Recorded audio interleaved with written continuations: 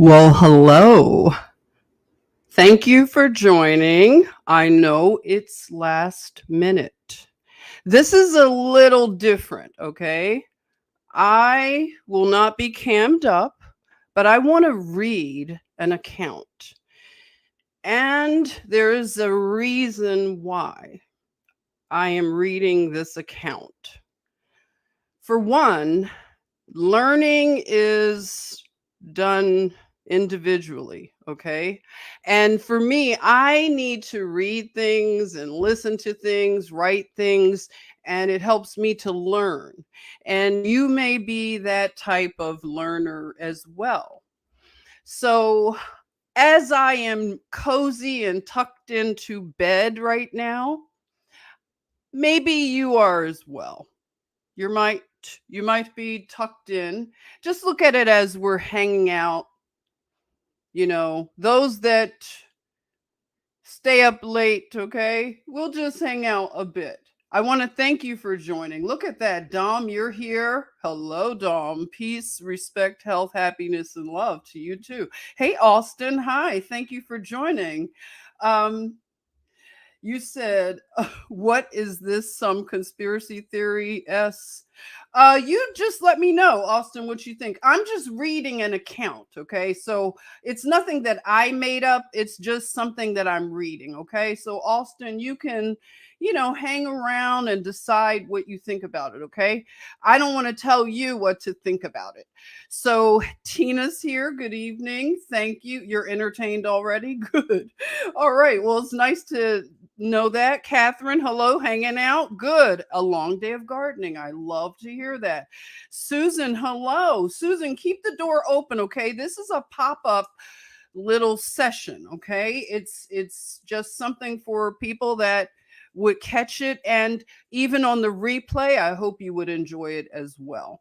So thank you again for joining from Facebook, Twitch, and oh wow, look at the good brother. Ital, Iman, hello. You just downloaded the PDF, and thank you for mentioning that. I want to share, if I can, the PDF. Oh, brother, can you share the PDF? Because I wanted to drop it in. I'm sorry, I didn't drop it in the description before I went live, but I will put it in the description, this PDF. So I'm glad you brought that up. If you can please drop it in the chatmosphere for anyone who would want to read along with me, because I'm going to read this entire book to you. And I want to later meet up with you to discuss your thoughts and some things that I discovered about the writer who brought this account forward, okay? Because again, the 1800s and the early 1900s are factoring into this and history. So I want to share these things and we can figure out. I want to see if you would be on the same page with me after hearing this account, okay? So thank you, Chris, unequally Chris. Good evening, everyone. Shalom, much love. Thank you for joining. And Joseph is joining. Oh, wow. This is special Joseph in Ireland. Thank you for joining, Joseph. Okay, this is going to be a little different, okay? And let me know if anything's going on in the chatmosphere, and I'll be focused on the reading. So if anything is going on, just let me know, okay? Because it's late and everything, and it might bring out some interesting characters, okay? All right, so I'm gonna dive in because I'd like this to be mostly me reading, okay? So let me get things set up here. If you are aware of the story, let us know. If you have any thoughts about it, just drop it on in there for anybody who's new to this, because this story and account is new to me as well. I've talked to John, John and I had a conversation, and I told him I would share this book, probably like a pop-up class like tonight, okay? All right. So it is called The Smoky God. And basically, the author's name is William Emerson. Now, this is an account by a Norwegian sailor named Olaf Jansen. And this was, as the narrative goes, it was Olaf's deathbed account of his experience. So you can look at this as, I'm just reading a book. I'm not inserting any beliefs or anything like that. It would just be like me reading a book, history, whatever, mythology at this point. Okay. So I just want you to know that. Okay. So let us begin. Okay. Get all tucked in, everybody. The Smoky God by Willis George Emerson, or A Voyage to the Inner World from an account by Olaf Jansen.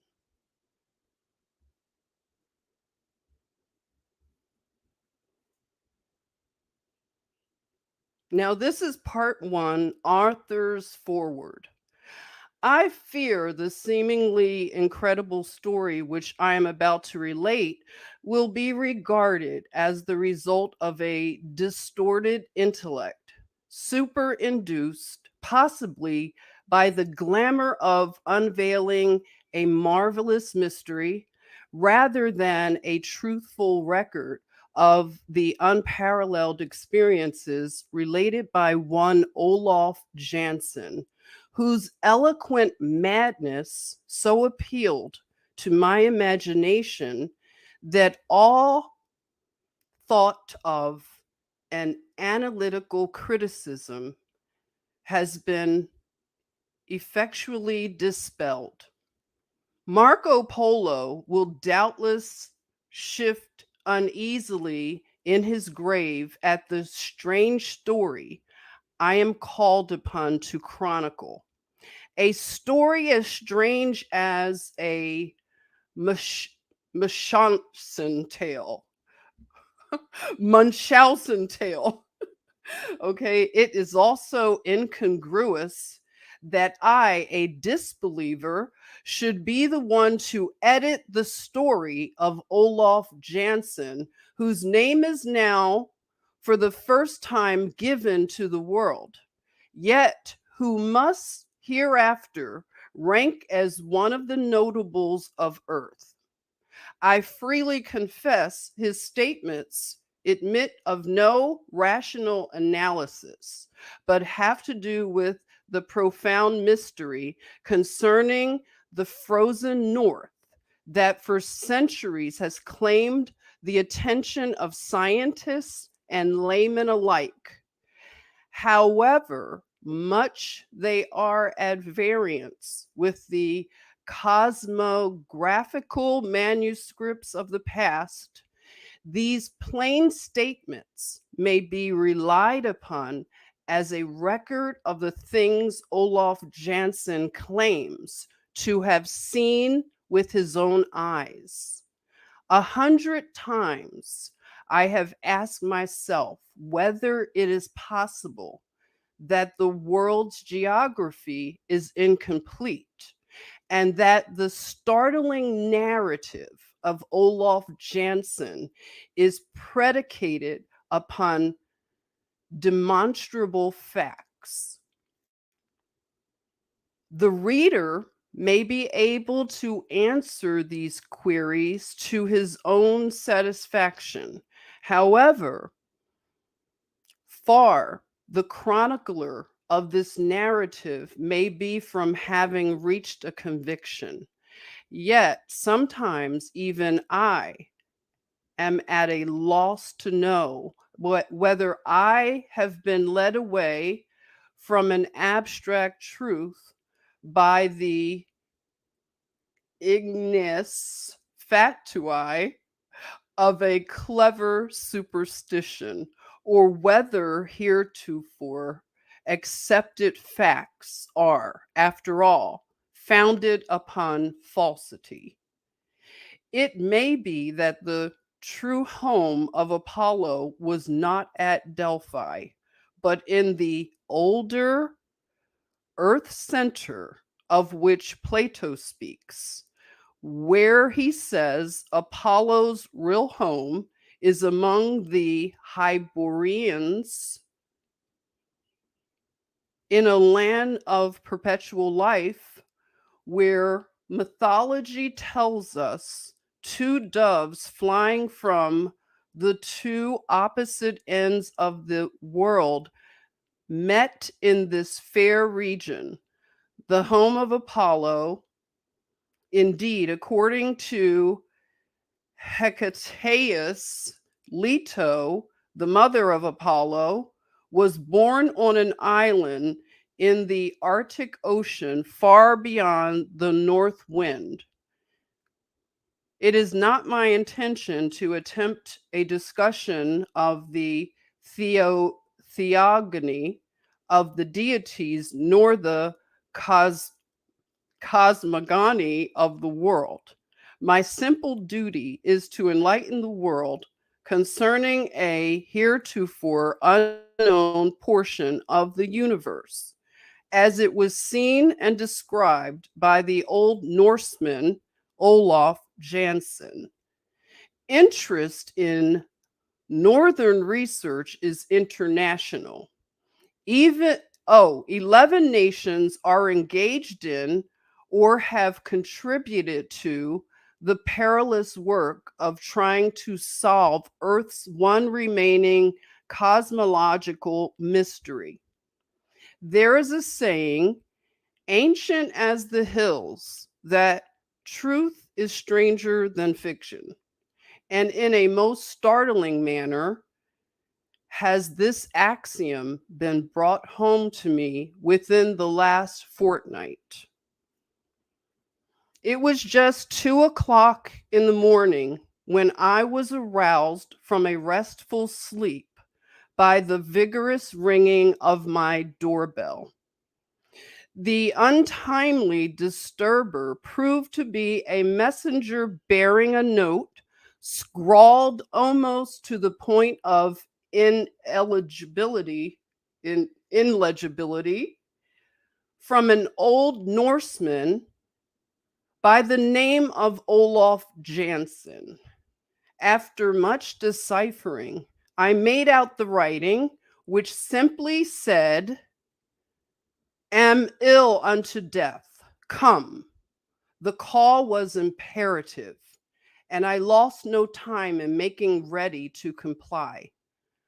Perhaps I may as well explain here that Olaf Jansen, a man who quite recently celebrated his 95th birthday, has for the last half dozen years been living alone in an unpretentious bungalow out Glendale way, a short distance from the business district of Los Angeles, California. It was less than 2 years ago, while out walking one afternoon, that I was attracted by Olaf Jansen's house and its home-like surroundings. Toward its owner and occupant, whom I afterward came to know as a believer in the ancient worship of Odin and Thor. There was a gentleness in his face and a kindly expression in the keenly alert gray eyes of this man, who had lived more than fourscore years and 10, and withal a sense of loneliness that appealed to my sympathy. Slightly stooped, and with his hands clasped behind him, he walked back and forth with slow and measured tread. That day when we first met, I can hardly say what peculiar motive impelled me to pause in my walk and engage him in conversation. He seemed pleased when I complimented him on the attractiveness of his bungalow, and on the well tended vines and flowers clustering in profusion over its windows, roof, and wide piazza. I soon discovered that my new acquaintance was no ordinary person, but one profound and learned to a remarkable degree, a man who, in later years of his long life, had dug deeply into books and become strong in the power of meditative silence. I encouraged him to talk and soon gathered that he had resided only 6 or 7 years in Southern California, but had passed the dozen years prior in one of the Middle Eastern states.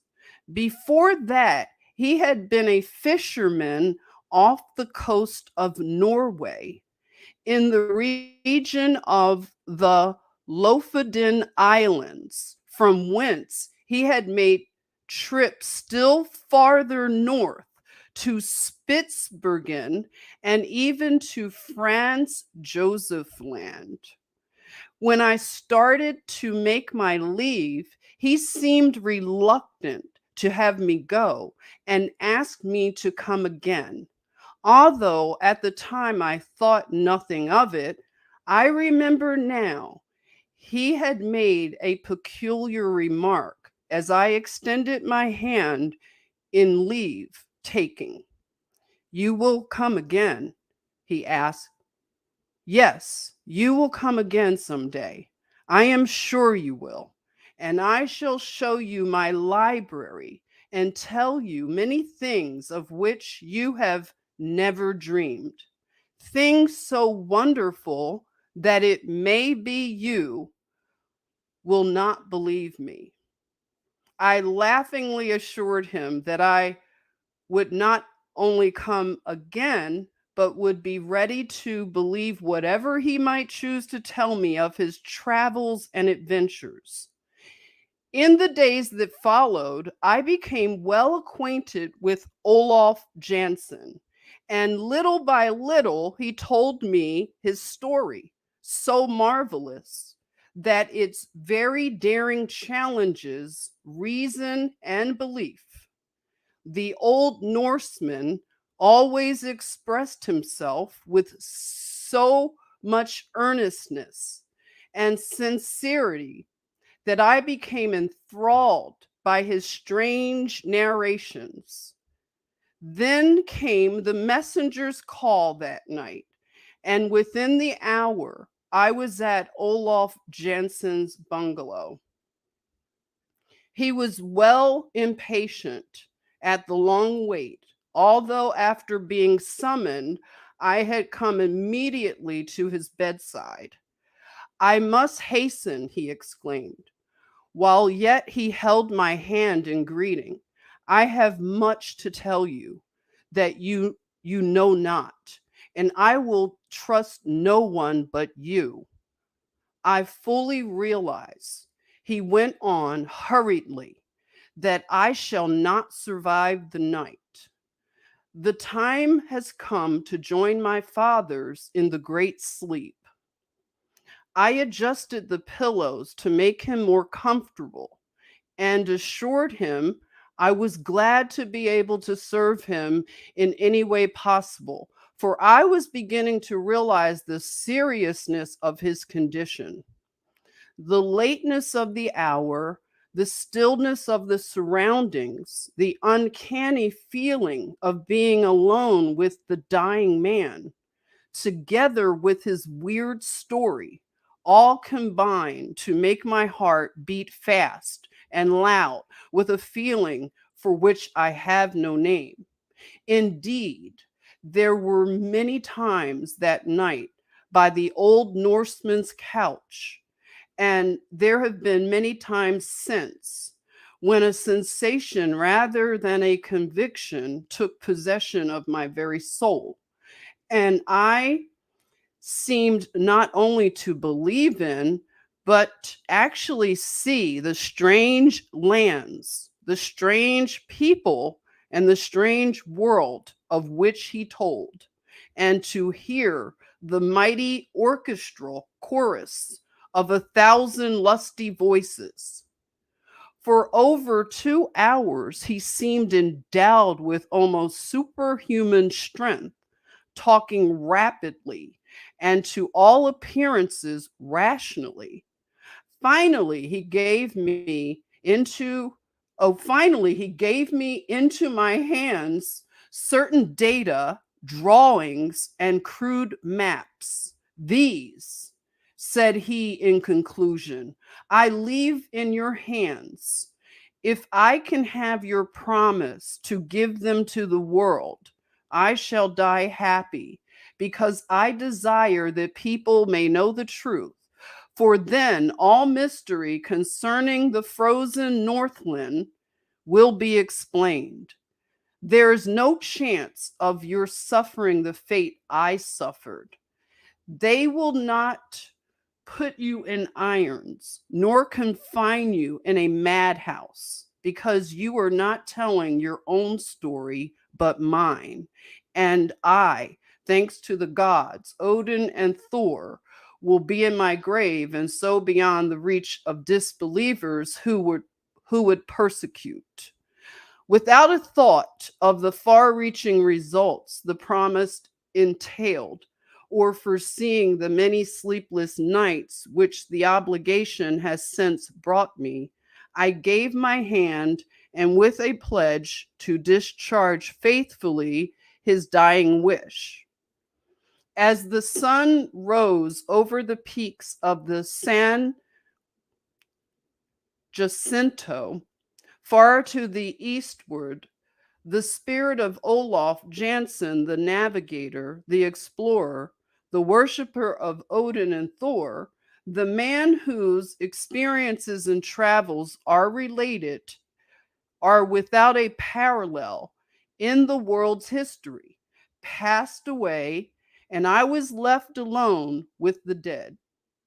And now, after having paid the last sad rites to this strange man from the Lofoden Islands, and still farther northward, Ho, the courageous explorer of frozen regions, who is in his declining years, and he has passed the fourscore mark, had sought an asylum of restful peace in sun favored California. I will undertake to make public his story. But first of all, let me indulge in one or two reflections. Generation follows generation, and these traditions from the misty past are handed down from sire to son. But for some strange reason, interest in the ice locked unknown does not abate with the receding years, either in the minds of the ignorant or the tortured, tutored. With each generation, a restless impulse stirs the hearts of men to capture the veiled citadel of the Arctic, the circle of silence, the land of glaciers, cold wastes of waters and winds that are strangely warm.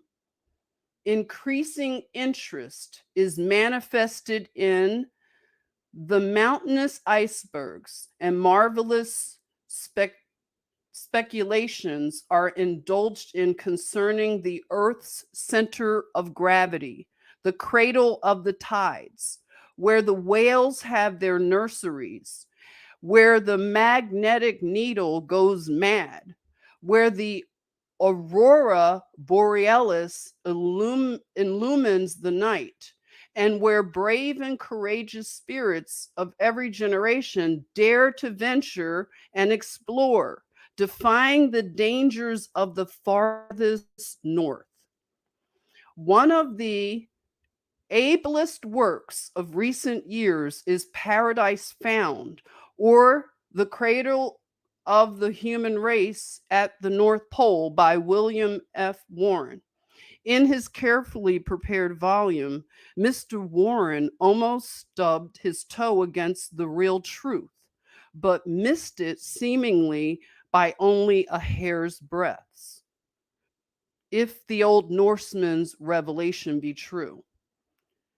Dr. Orville Livingston Leach, scientist, in a recent article says the possibilities of land inside the earth were first brought to my attention when I picked up a geode on the shores of the Great Lakes. The geode is a spherical and apparently solid stone, but when broken is found to be hollow and coated with crystals. The earth is only a large form of a geode, and the law that created the geode in its hollow form undoubtedly fashioned the earth in the same way. These are his quotes. In presenting the theme of this almost incredible story as told by Olaf Jansen and supplemented by manuscript, maps, and crude drawings entrusted to me, a fitting introduction is found in the following quotation. In the beginning, God created the heaven and the earth was without form and void. And also, God created man in his own image. Therefore, even in things material, man must be godlike, because he is in the likeness of the Father. A man builds a house for himself and family. The porches or verandas are all without and are secondary. The building is really constructed for the conveniences within. Olaf Jansen makes the startling announcement through me, a humble instrument, that in like manner God created the earth for the within. That is to say, for the lands, seas, rivers, mountains, forests, valleys, and for its other internal conveniences. While the outside surface of the earth is merely the veranda, the porch, where things grow by comparison, but sparsely, like the lichen on the mountainside, clinging determinedly for bare existence. Take an eggshell, and from each end break out a piece as large as the end of this pencil. Extract its contents, and then you will have a perfect representation of Olaf Jansen's earth. The distance from the inside surface to the outside surface, according to him, is about 300 miles. The center of gravity is not in the center of the earth, but in the center of the shell or crust. Therefore, if the thickness of the earth's crust or shell is 300 miles, the center of gravity is 150 miles below the surface. In their logbooks, Arctic explorers tell us of the dipping of the needle as the vessel sails in regions of the farthest north known. In reality, they are not at the curve or the edge of the shell, where gravity is geometrically increased. And while the electric current seemingly dashes off into space toward the phantom idea of the North Pole, yet this same electric current drops again and continues its course southward along the inside surface of the Earth's crust. In the appendix to his book, Captain Sabine gives an account of experiments to determine the acceleration of the pendulum in different latitudes. This appears to have resulted from the joint labor of Perry and Sabine. He says the accidental discovery that a pendulum, on being removed from Paris to the neighborhood of the equator, increased its time of vibration. gave the first step to our present knowledge that the polar axis of the globe is less than the equatorial, that the force of gravity at the surface of the earth increases progressively from the equator toward the poles. According to Olaf Janssen, in the beginning, this old world of ours was created solely for the within world, where are located the four great rivers, the Euphrates, the Pison, the Gihon, and the Hiddekel. These same names of rivers, when applied to streams on the outside surface of the earth, are purely traditional from an antiquity beyond the memory of man.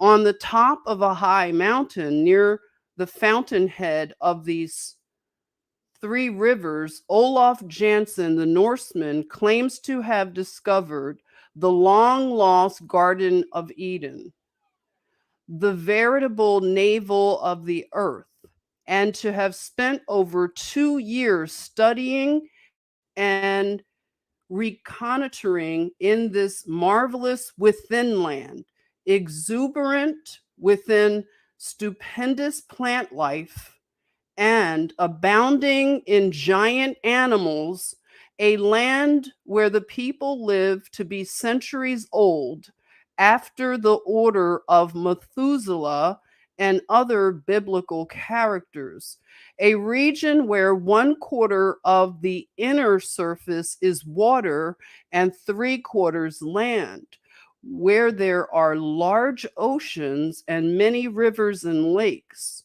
where the cities are superlative in construction and magnificence, where modes of transportation are as far in advance of ours as we, with our boasted achievements, are in advance of the inhabitants of darkest Africa.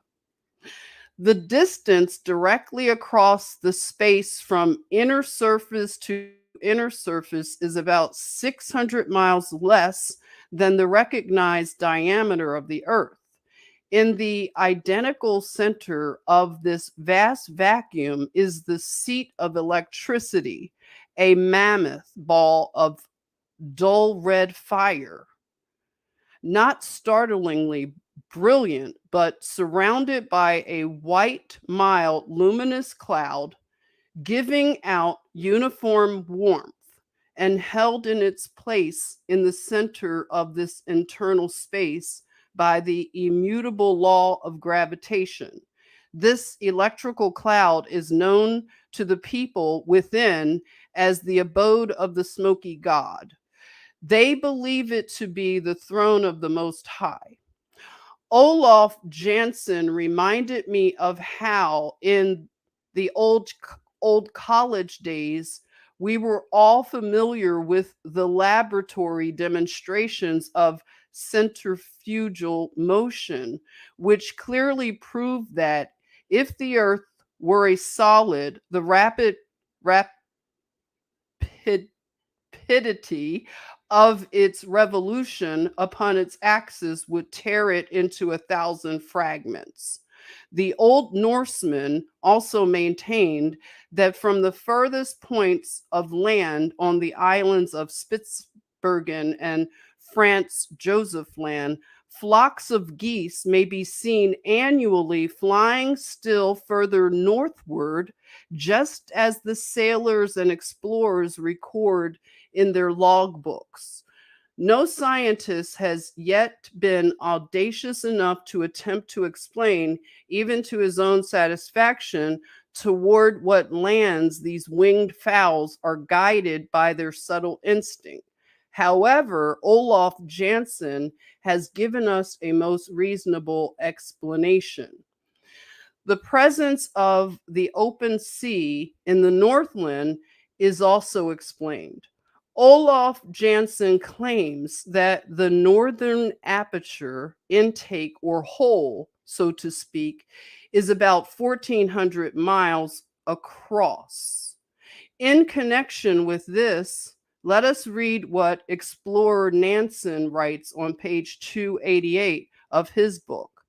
I have never had such a splendid sail on the north, steadily north, with a good wind, as fast as steam and sail can take us, an open sea, mile after mile, watch after watch, through these unknown regions, always clearer and clearer of ice.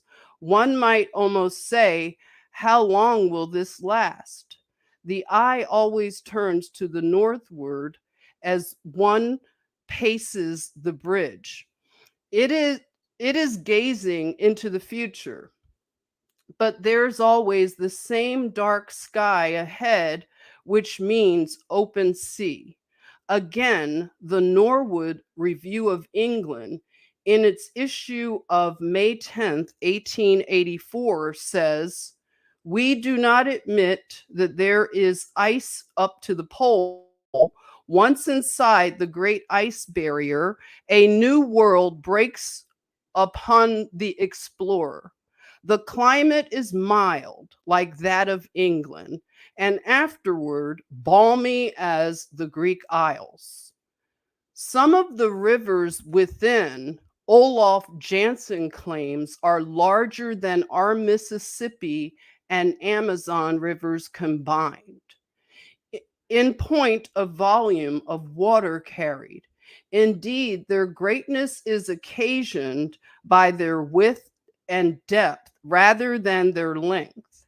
And it is at the mouths of these mighty rivers, as they flow northward and southward along the inside surface of the earth, that mammoth icebergs are found, some of them 15 and 20 miles wide and from 40 to 100 miles in length. It is not strange that there has never been an iceberg encountered, either in the Arctic or Antarctic Ocean, that is not composed of fresh water. Modern scientists claim that freezing eliminates the salt, but Olaf Jansen claims differently.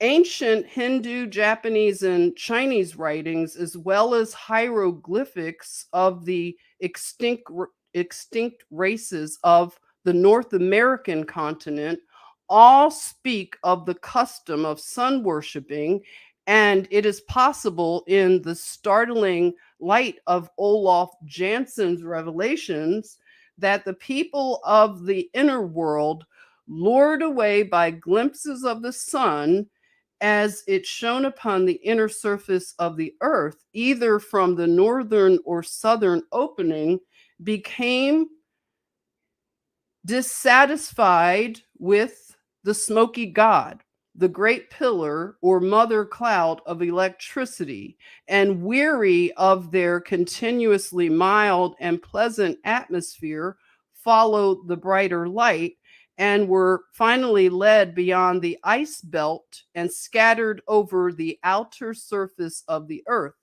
through Asia, Europe, North America, and later Africa, Australia, and South America. It is a notable fact that as we approach the equator, the stature of the human race grows less. But the Patagonians of South America are probably the only aborigines from the center of the earth who came out through the aperture, usually designated as the South Pole, and they are called the giant race. Olaf Jansen avers that in the beginning the world was created by the great architect of the universe, so that man might dwell upon its inside surface, which has ever since been the habitation of the chosen. They who were driven out of the Garden of Eden brought their traditional history with them. The history of the people living within contains a narrative suggesting the story of Noah and the ark, with which we are familiar. He sailed away, as did Columbus, from a certain port to a strange land he had heard of far to the northward, sailing with him all manner of beasts of the fields and fowl of the air, but was never heard of afterward. On the northern boundaries of Alaska, and still more frequently on the Siberian coast, are found boneyards containing tusks of ivory in quantities so great as to suggest the burying places of antiquity. From Olaf Jansen's account, they have come from the great prolific animal life that abounds in the fields and forests and on the banks of numerous rivers of the inner world. The materials were caught in the ocean currents or were carried on ice floes and have accumulated like driftwood on the Siberian coast. This has been going on for ages, and hence these mysterious boneyards. On this subject, William F. Warren, in his book already cited, pages 297 and 298, says the Arctic rocks tell of a lost Atlantis more wonderful than Plato's. The fossil ivory beds of Siberia excel everything of the kind in the world. From the days of Pliny, at least, they have constantly been undergoing exploitation, and still they are the chief headquarters of supply. The remains of mammoths are so abundant that, as Gradicap says, the northern islands of Siberia seem built up of crowded bones. Another scientific writer, speaking of the islands of New Siberia, northward of the mouth of the river Lena, uses this language: large quantities of ivory are dug out of the ground every year.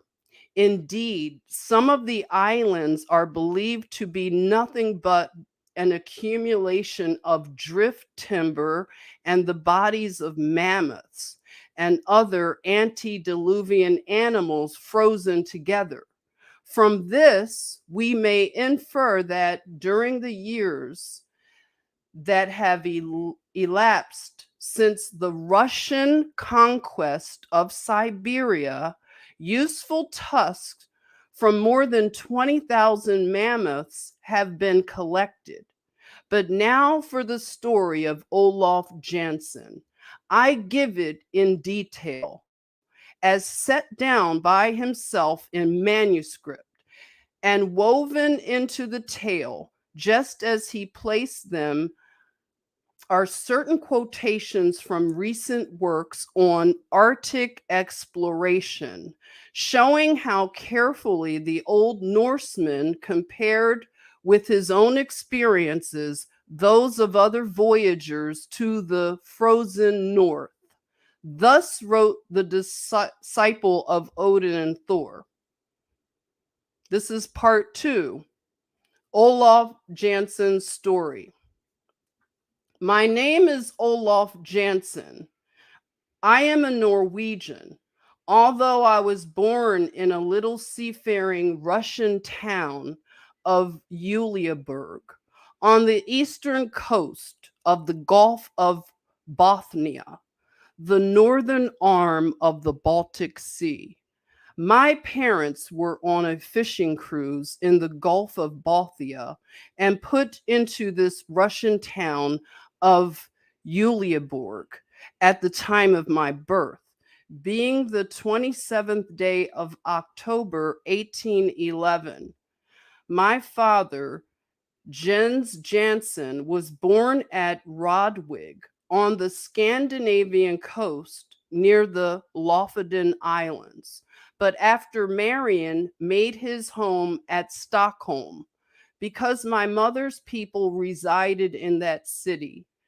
When 7 years old, I began going with my father on his fishing trips along the Scandinavian coast.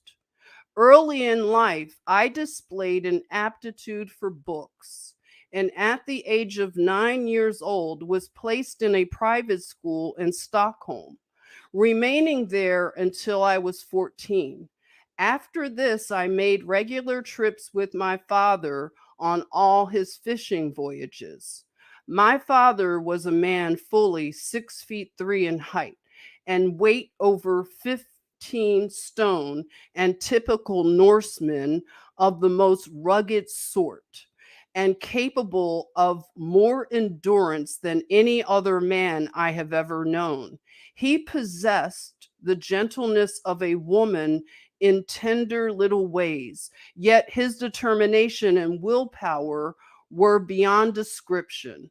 His will admitted of no defeat. I was in my 19th year when we started on what proved to be our last trip as fishermen, and which resulted in the strange story that shall be given to the world, but not until I have finished my earthly pilgrimage. I dare not allow the facts as I know them to be published while I am living, for fear of further humiliation, confinement, and suffering. First of all, I was put in irons by the captain of the whaling vessel that rescued me, for no other reason than that I told the truth of the marvelous discoveries made by my father and myself. But this was far from the beginning, from being the end of my tortures. After 4 years and 8 months absence, I reached Stockholm, only to find my mother had died the previous year, and the property left by my parents in the possession of my mother's people, but it was at once made over to me. All might have been well had I erased from my memory the story of our adventure, of my father's terrible death. Finally, one day, I told the story in detail to my uncle, Gustav Osterlin, a man of considerable property, and urged him to fit out an expedition for me to make another voyage to the strange land. At first, I thought he favored my project. He seemed interested and invited me to go before certain officials and explain to them, as I had to him, the story of our travels and discoveries. Imagine my disappointment and horror when, upon the conclusion of my narrative, certain papers were signed by my uncle, and without warning, I found myself arrested and hurried away to dismal and fearful confinement in a madhouse, where I remained for 28 years. Long, tedious, frightful years of suffering.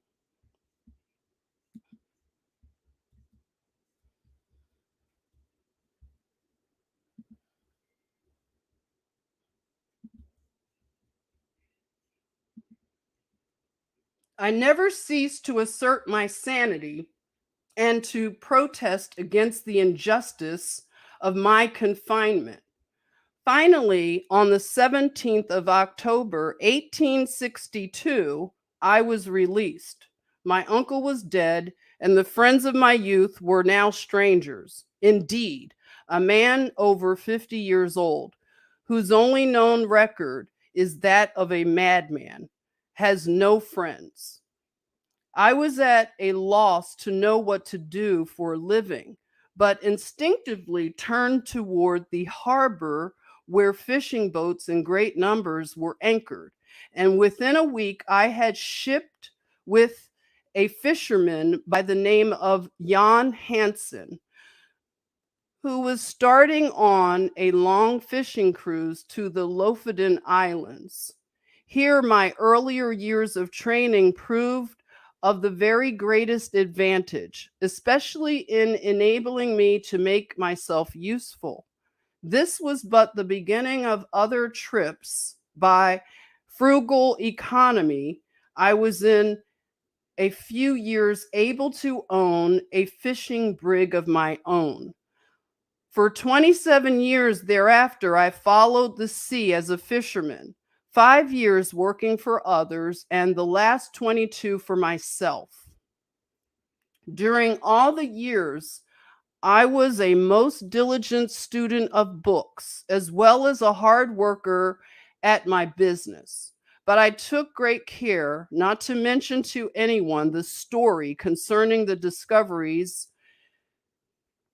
made by my father and myself.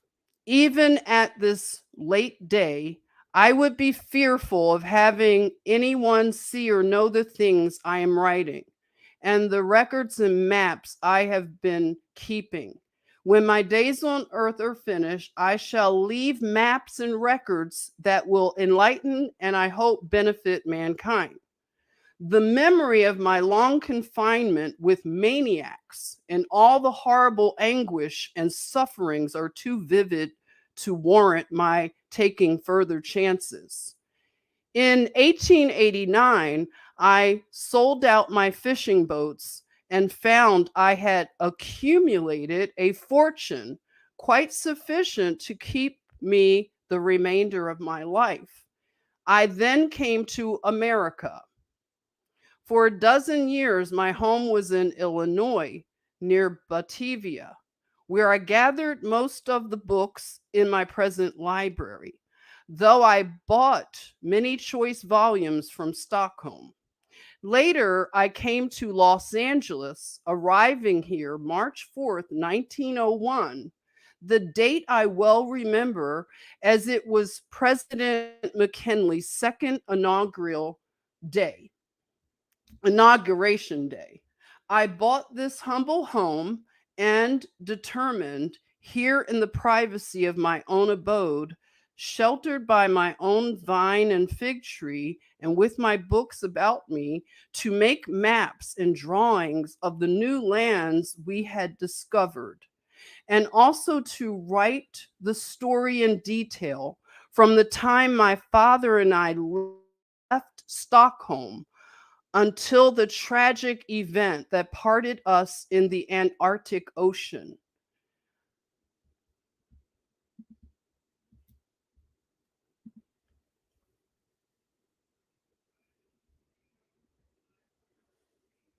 I remember, I well remember that we left Stockholm in our fishing sloop on the third day of April, 1829, and sailed to the southward, leaving Gothland Island to the left and Oland Island to the right.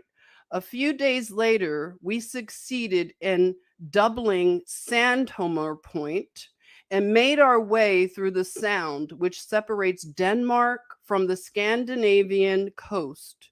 In due time, we put in at the town of Christensen, where we rested 2 days, and then started around the Scandinavian coast to the westward, bound for the Lofoden Islands. My father was in high spirit because of the excellent and gratifying returns he had received from our last catch by marketing at Stockholm. Instead of selling at one of the seafaring towns along the Scandinavian coast. He was especially pleased with the sale of some ivory tusks that he had found on the west coast of Franz Joseph Land during one of his northern cruises the previous year. And he expressed the hope that this time we might again be fortunate enough to load our little fishing sloop with ivory instead of cod, herring, mackerel, and salmon. We put in at Hammerfest, latitude 71 degrees and 40 minutes, for a few days' rest. Here we remained 1 week, laying in an extra supply of provisions and several casks of drinking water, and then sailed toward Spitzbergen. For the first few days, we had an open sea and favoring wind, and then we encountered much ice and many icebergs. A vessel large than our little fishing sloop could not possibly have threaded its way along the labyrinth of icebergs or squeezed through the barely open channels. These monster bergs presented an endless succession of crystal palaces, of massive cathedrals and fantastic mountain ranges, grim and sentinel like, immovable as some towering cliff of solid rock, standing silent as a sphinx, resisting the restless waves of a fretful sea. After many narrow escapes, we arrived at Spitzbergen on the 23rd of June and anchored at Widjod Bay for a short time. Where we were quite successful in our catches. We then lifted anchor and sailed through the Henlenpen Strait and coasted along the northeastland. A strong wind came up from the southwest, and my father said that we had better take advantage of it and try to reach Franz Joseph Land, where the year before he had by accident found the ivory tusks that had brought him such a good price in Stockholm. Never before or since have I seen so many seafowl. They were so numerous that they hid the rocks on the coastline and darkened the sky. For several days we sailed along the rocky coast of Franz Joseph Land. Finally, a favoring wind came up and enabled us to make the west coast. And after sailing 24 hours, we came to a beautiful inlet. One could hardly believe it was the Northland. The place was green with growing vegetation, and while the area did not comprise more than 1 or 2 acres, yet the air was warm and tranquil. It seemed to be at that point where the Gulf Stream's influence is most keenly felt. On the East Coast, there were numerous icebergs, yet here we were in open water. Far to the west of us, however, were ice packs, and still further to the westward, the ice appeared like ranges of low hills. In front of us and directly to the north lay an open sea. My father was an ardent believer in Odin and Thor, and had frequently told me they were gods who came from far beyond the north wind. There was a tradition, my father explained, that still farther northward was a land more beautiful than any mortal man had ever known, and that it was inhabited by the chosen. My youthful imagination was fired by the ardor, zeal, and religious fervor of my good father, and I exclaimed, "Why not sail to this goodly land? The sky is fair, the wind favorable, and the sea open." Even now, I can see the expression of pleasurable surprise on his countenance as he turned toward me and asked, "My son, are you willing to go with me and explore?" to the far beyond where man has ever ventured? I answered affirmatively, very well. He replied, may the god Odin protect us. And quickly adjusting the sails, he glanced at our compass, turned the prow in due northerly direction through an open channel, and our voyage had begun. The sun was low in the horizon, as it was still the early summer.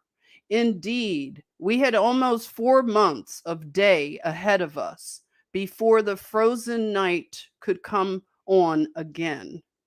Our little fishing sloop sprang forward as if eager as ourselves for adventure. Within 36 hours, we were out of sight of the highest point of the coastline of Franz Joseph Land. We seemed to be in a strong current running north by northeast. Far to the right and to the left of us were icebergs, but our little sloop bore down on the narrows and passed through the channels and out into open seas, channels so narrow in places that our craft had been other, if it had been other than small, we never could have gotten through. On the third day, we came to an island. Its shores were washed by an open sea. My father, determined to land and explore for a day, this new land was destitute of timber, but we found a large accumulation of driftwood on the northern shore. Some of the trunks of the trees were 40 feet long and 2 feet in diameter. After one day's exploration of the coastline of this island, we lifted anchor and turned our prow to the north in an open sea. I remember that neither my father nor myself had tasted food for almost 30 hours. Perhaps this was because of the tension of excitement about our strange voyage in waters further north, my father said, than anyone had ever been before. Active mentally, Active mentality had dulled the demands of the physical needs. Instead of the cold being intense as we had anticipated, it was really warmer and more pleasant than it had been in the Hammerfest on the north coast of Norway some 6 weeks before.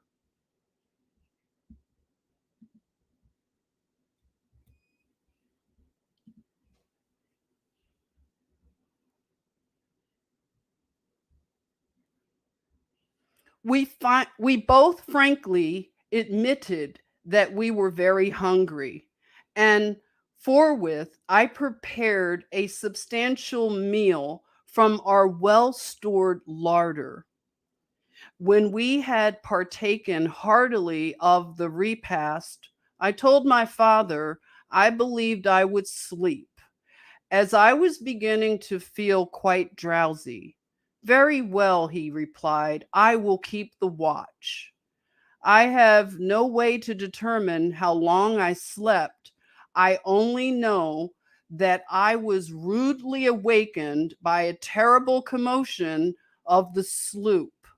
To my surprise, I found my father sleeping soundly. I cried out lustily to him and started up. He sprang quickly to his feet. Indeed, had he not instantly clutched the rail, he would certainly have been thrown into the seething waves. A fierce snowstorm was raging. The wind was directly astern, driving our sloop at a terrific speed and was threatening every moment to capsize us. There was no time to lose. The sails had to be lowered immediately. Our boat was writhing in convulsions. A few icebergs we knew were on either side of us, but fortunately the channel was open directly to the north. But would it remain so? In front of us, girding the horizon from left to right, was a vaporish fog or mist, black as Egyptian night at the water's edge, and white like a steam cloud toward the top, which was finally lost to view as it blended with the great white flakes of falling snow. Whether it covered a treacherous iceberg or some other hidden obstacle against which our little sloop would dash and send us to a watery grave, or was merely the phenomenon of an Arctic fog, there was no way to determine. By what miracle we escaped being dashed to utter destruction, I do not know. I remember our little craft creaked and groaned as if its joints were breaking. It rocked and staggered to and fro as it clutched by some fierce undertow of whirlpool or maelstrom. Fortunately, our compass had been fastened with long screws to a crossbeam. Most of our provisions, however, were tumbled out and swept away from the deck of the cuddy.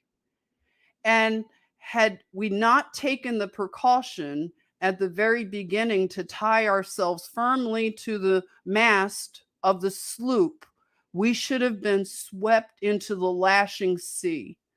Above the deafening tumult of raging waves, I heard my father's voice. "Be courageous, my son," he shouted. "Odin is the god of the waters and the companion of the brave, and he is with us. Fear not." To me, it seemed there was no possibility of our escaping a horrible death. The little sloop was shipping water. The snow was falling so fast as to be blinding, and the waves were tumbling over our counters in reckless white spray fury. There was no telling what instant we should be dashed against some drifting ice pack. The tremendous swells would heave us up to the very peaks of mountainous waves, then plunge us down into the depths of the sea's trough as if our fishing sloop were a fragile shell.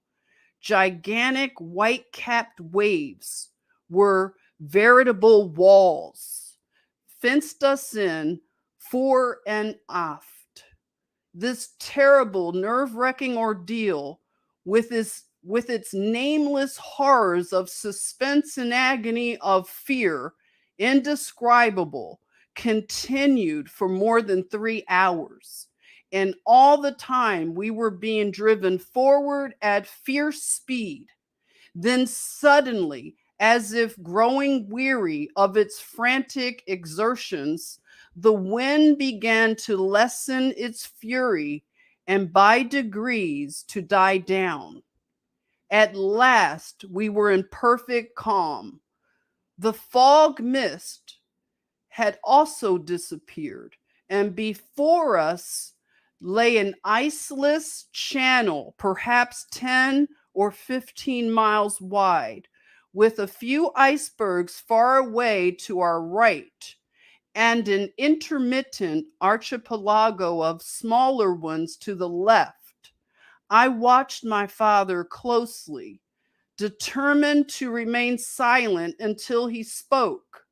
Presently, he untied the rope from his waist and, without saying a word, began working the pumps, which fortunately were not damaged, relieving the sloop of the water it had shipped in the madness of the storm. He put up the sloop sails as calmly as if casting a fishing net, and then remarked that we were ready for a favoring wind when it came.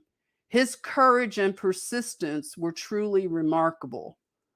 On investigation, we found less than 1/3 of our provisions remaining. While to our utter dismay, we discovered that our water casks had been swept overboard during the violent plungings of our boat. 2 of our water casks were in the main hold. Both were empty. We had a fair supply of food, but no fresh water.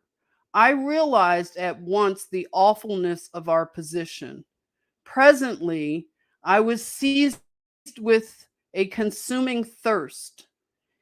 It is indeed bad, I remarked my father. However, let us dry our bedraggled clothing, for we are soaked to the skin.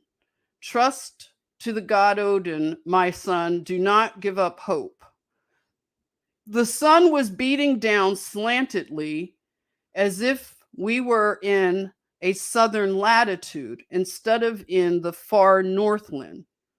It was swinging around, its orbit ever visible, and rising higher and higher each day, frequently mist covered, yet always peering through the laced work of clouds like some fretful eye of fate, guarding the mysterious northland and jealously watching the pranks of men. Far to our right, the raised decking of prisms of icebergs were gorgeous. Their reflections emitted flashes of garnet, of diamond, of sapphire, a pyrotechnic panorama of countless colors and shapes, while below could be seen the green tinted sea and above the purple sky.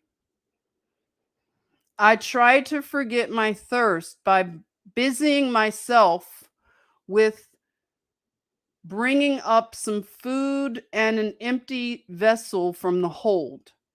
Reaching over the side rail, I filled the vessel with water for the purpose of laving my hands and face.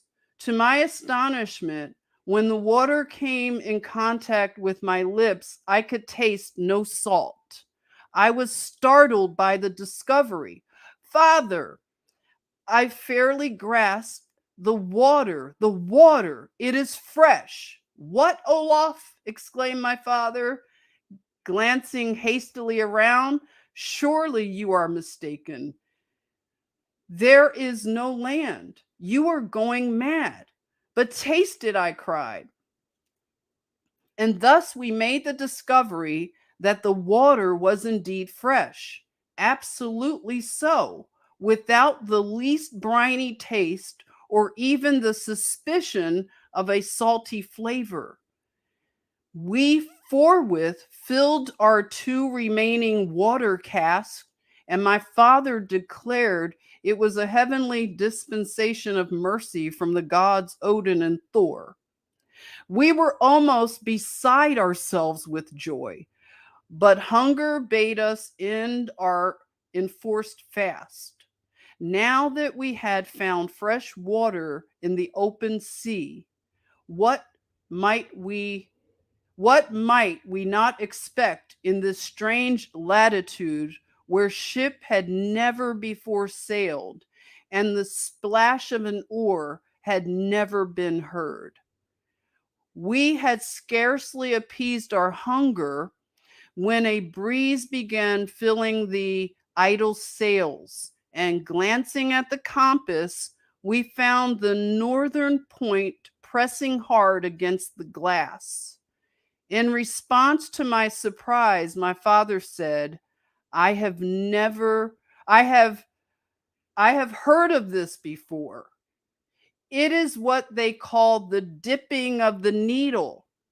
We loosened the compass and turned it at right angles with the surface of the sea before its point would free itself from the glass and point according to unmolested attraction.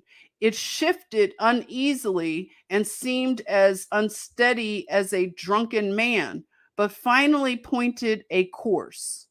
Before this, we thought the wind was carrying us north by northwest, but with the needle free, we discovered, if it could be relied upon, that we were sailing slightly north by northeast. Our course, however, was ever trending northward.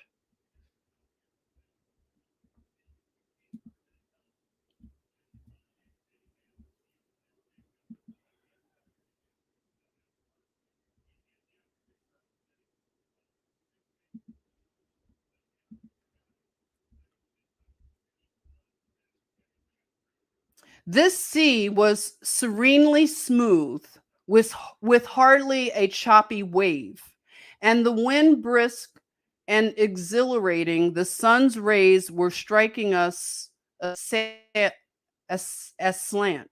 furnished tranquil warmth.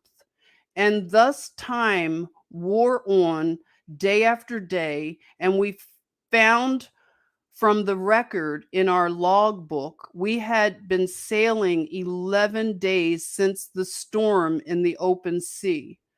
By strictest economy, our food was holding out fairly well, but beginning to run low. In the meantime, one of our casks of water had been exhausted, and my father said, "We will fill it again."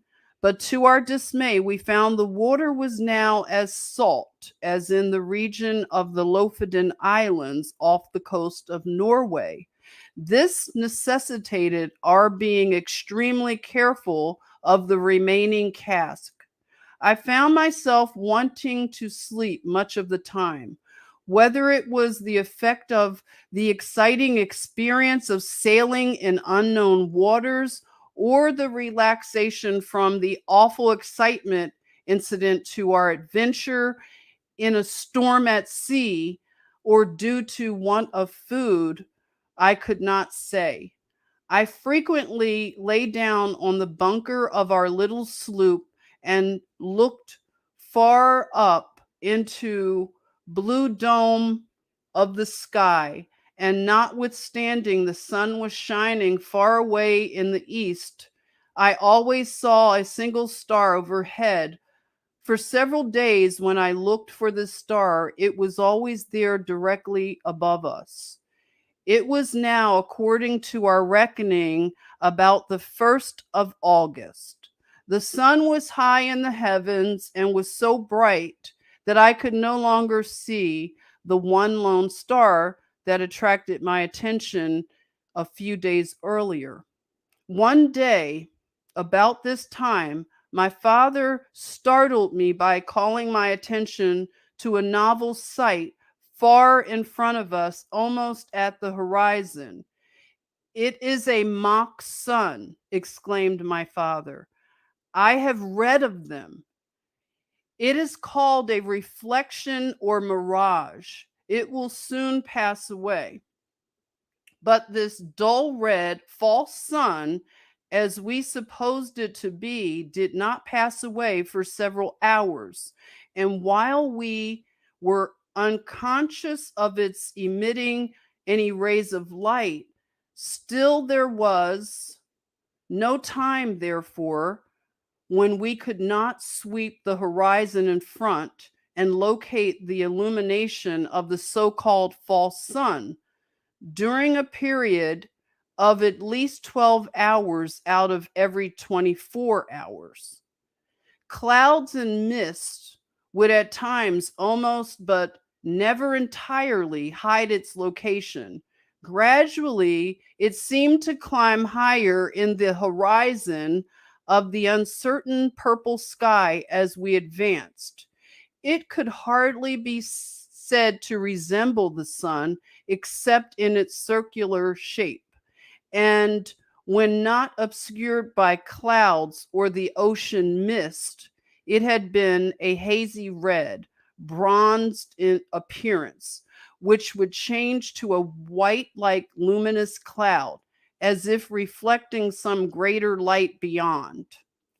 We finally agreed in our discussion of this smoky, furnace colored sun that whatever the cause of the phenomenon, it was not a reflection of our sun, but a planet of some sort, a reality. One day, soon after this, I felt exceedingly drowsy and fell into a sound sleep. But it seemed that I was almost immediately aroused by my father's vigorous shaking of me by the shoulder and saying, "Olaf, awaken. There is land in sight." I sprang to my feet, and oh, joy unspeakable! There, far in the distance, yet directly in our path, were lands just boldly into the sea. The shoreline stretched far away to the right of us, as far as the eye could see, and all along the sandy beach were waves breaking into choppy foam, receding, then going forward again, ever chanting in monotonous, thunderous tones the song of the deep. The banks were covered with trees and vegetation. I cannot express my feeling of exultation at this discovery. My father stood motionless, his hand on the tiller, looking straight ahead, pouring out his heart in thankful prayer and thanksgiving to the gods Odin and Thor. In the meantime, a net which we found in the stowage had been cast, and we caught a few fish that materially added to our dwindling stock of provisions. The compass, which we had fastened back in its place in fear of another storm, was still pointing due north and moving on its pivot, just as it had in Stockholm. The dipping of the needle had ceased. What could this mean? Then, too, our many days of sailing had certainly carried us far past the North Pole, and yet the needle continued to point north. We were sorely perplexed, for surely our direction was now south. We sailed for 3 days along the shoreline, then came to the mouth of the forge or river of immense size. It seemed more like a great bay, and into this we turned our fishing craft, the direction being slightly northeast of south. By the assistance of a fretful wind that came to our aid about 12 hours out of every 24, we continued to make our way inland into what afterward proved to be a mighty river, and which we learned was called by the inhabitants Heidekel.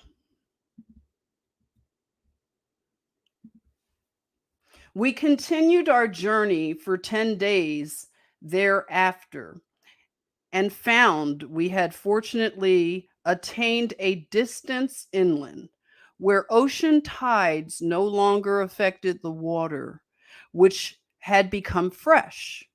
The discovery came none too soon, for our remaining cask of water was well nigh exhausted.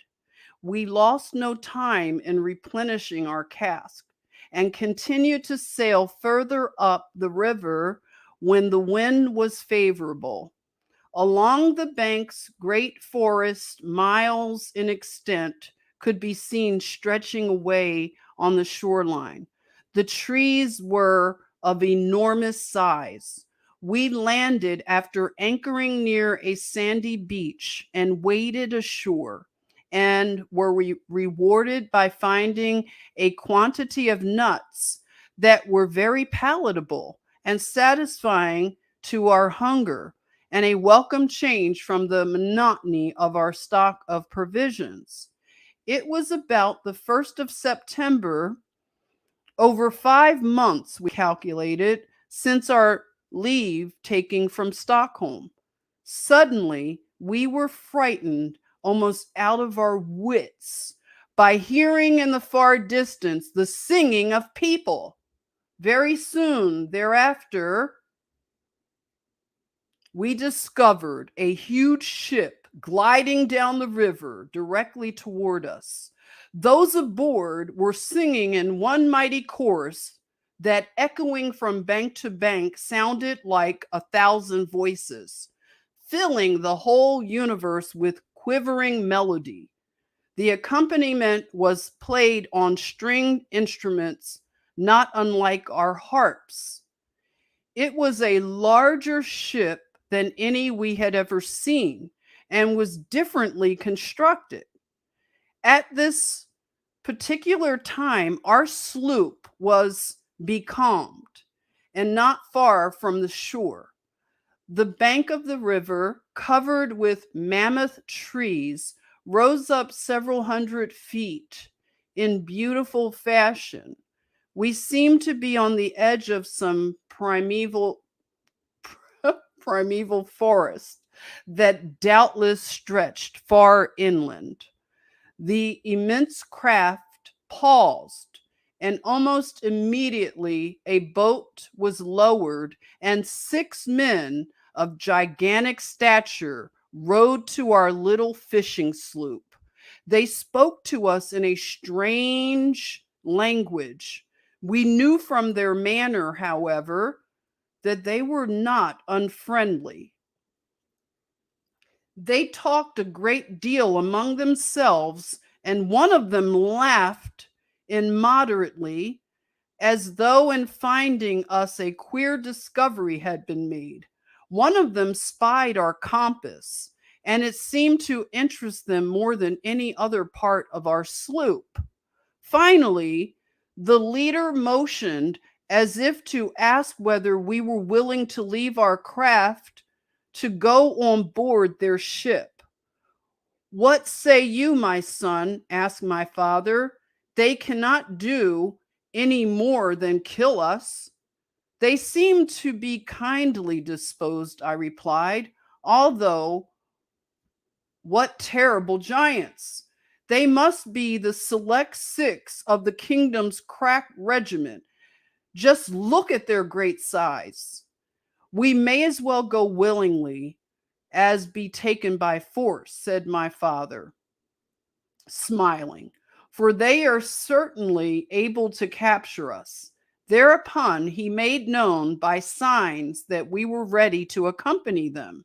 Within a few minutes, we were on board the ship, and half an hour later, our little fishing craft had been lifted bodily out of the water by a strange sort of hook and tackle and set on board as a curiosity.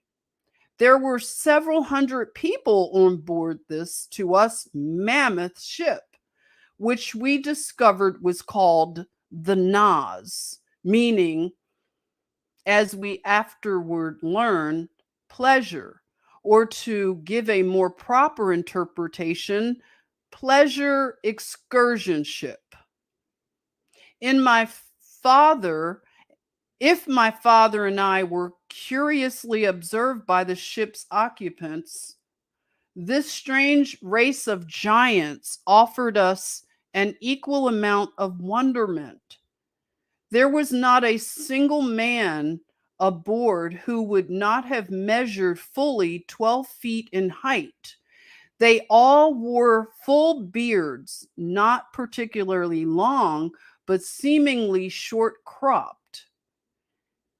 They had mild and beautiful faces, exceedingly fair, with ruddy complexions.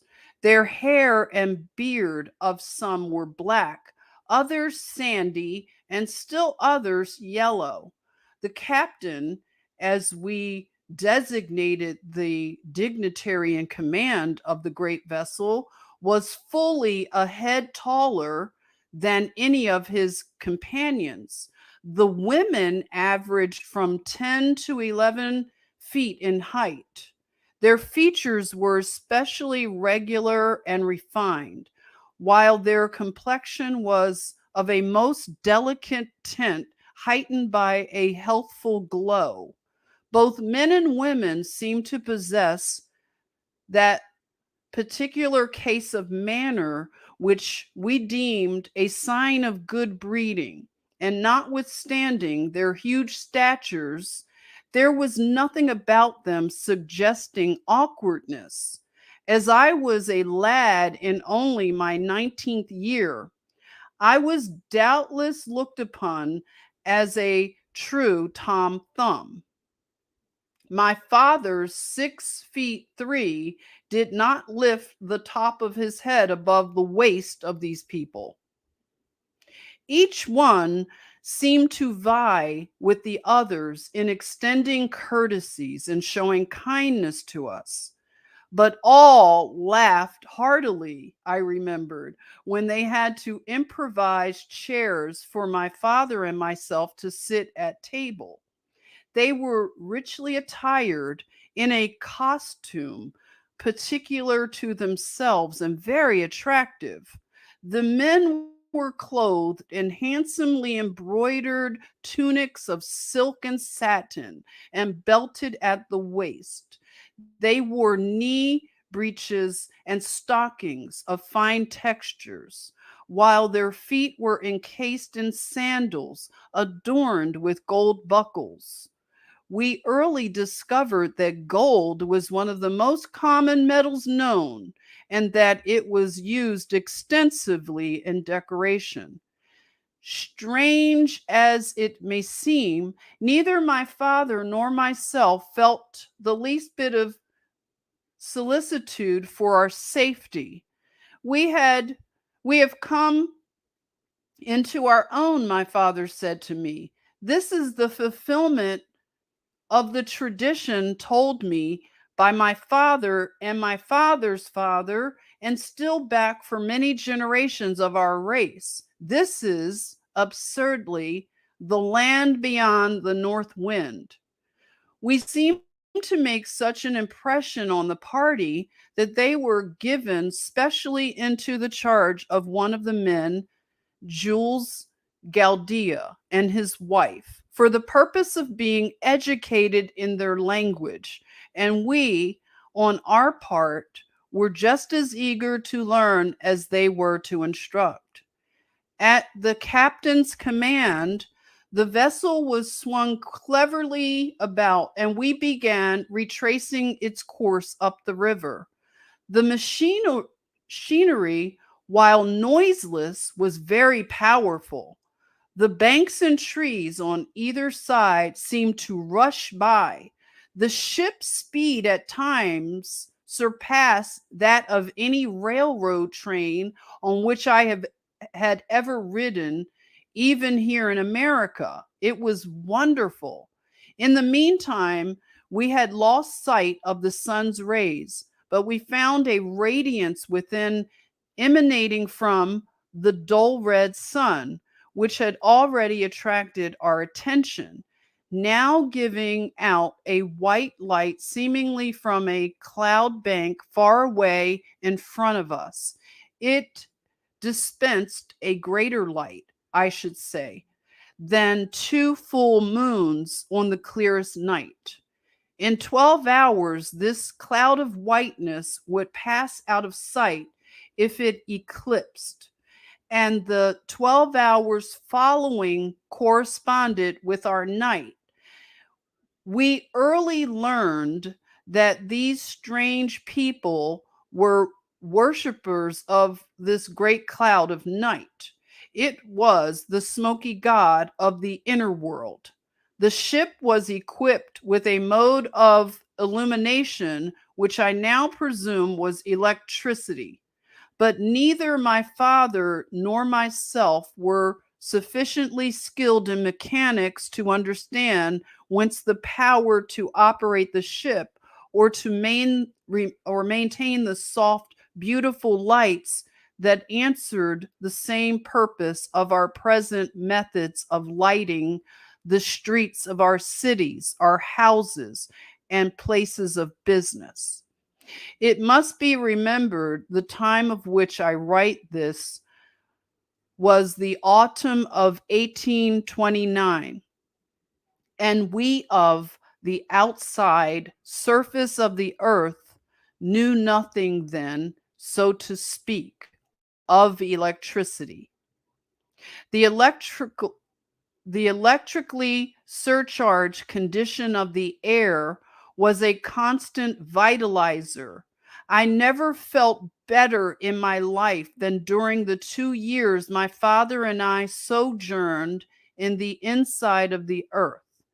To resume my narrative of events, the ship on which we were sailing came to a stop 2 days after we had been taken on board. My father said, as nearly as he could judge, we were directly under Stockholm or London. The city we had reached was called Jehu, signifying a seaport town.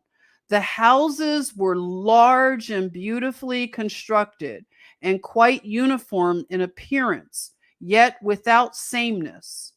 The principal occupation of the people appeared to be agriculture.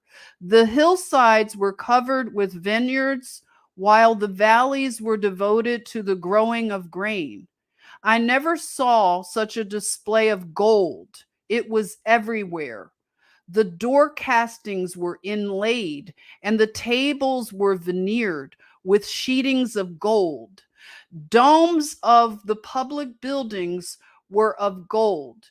It was used most generously in the finishings of the great temples of music. Vegetation grew in lavish exuberance, and fruit of all kinds possessed the most delicate flavor. Clusters of grapes, 4 and 5 feet in length, each grape as large as an orange, and apples larger than a man's head, typified the wonderful growth of all things on the inside of the earth. The great redwood trees of California would be considered mere underbrush compared with the giant forest trees extending for miles and miles in all directions. In many directions along the foothills of the mountains, vast herds of cattle were seen during the last day of our travel on the river. We heard much of the city called Eden. We heard of we heard much of a city called Eden, but were kept at Jehu for an entire year. By the end of that time, we had learned to speak fairly well the language of this strange race of people. Our instructors, Jewel Galdia and his wife, exhibited a patience that was truly commendable. One day, an envoy from the ruler at Eden came to see us, and for 2 whole days, my father and myself were put through a series of surprising questions. They wished to know from whence we came, what sort of people dwelt without, what God we worshiped, our religious beliefs, the mode of living in our strange land, and 1,000 other things. The compass which we had brought with us attracted special attention.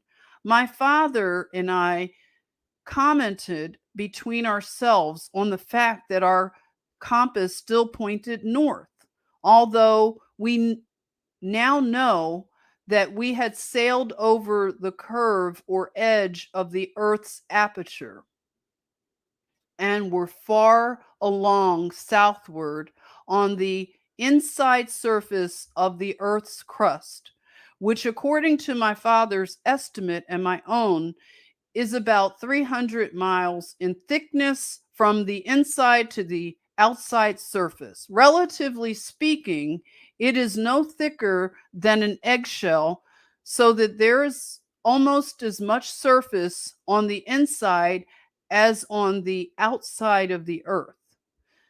The great luminous cloud or ball of dull red fire, fiery red in the mornings and evenings and during the day, giving off a beautiful white light. The smoky god is seemingly suspended in the center of the great vacuum within the earth and held to its place by the immutable law of gravitation or a repellent atmospheric force, as the case may be. I refer to the known power that draws or repels with equal force in all directions. The base of this electrical cloud or central luminary, the seat of the gods, is dark and non transparent, save for innumerable small openings, seemingly in the bottom of the great support or altar of the deity upon which the smoky god rests. And the lights shining through these many openings twinkle at night in all their splendor and seem to be stars, as natural as the stars we saw shining when in our home at Stockholm, excepting that they appear larger. The smoky god, therefore, with each daily revolution of the earth, appears to come up in the east and go down in the west, and the same as does our sun on the external surface. In reality, the people within believe that the smoky god is the throne of their Jehovah and is stationary. The effect of night and day is therefore produced by Earth's daily rotation. I have since discovered that the language of the people of the inner earth is much like the Sanskrit. After we had given an account of ourselves to the emissaries from the central seat of government of the inner continent, and my father had, in his crude way, drawn maps at their request of the outside surface of the earth, showing the divisions of land and water, and giving the name of each of the continents, large islands, and the oceans. We were taken overland to the city of Eden in a conveyance different from anything we have in Europe or America. This vehicle was doubtless some electrical contrivance. It was noiseless and ran on a single iron rail in perfect balance. The trip was made at a high rate of speed. We were carried up hills and down dales, across valleys, and again along the sides of steep mountains without any apparent attempt having been made to level the earth as we do for railroad tracks. The car seats were huge, yet comfortable affairs, and very high above the floor of the car. On the top of each car were high geared flywheels lying on their sides, which were so automatically adjusted that at the speed of the car, as the speed of the car increased, the high speed of these flying wheels geometrically increased.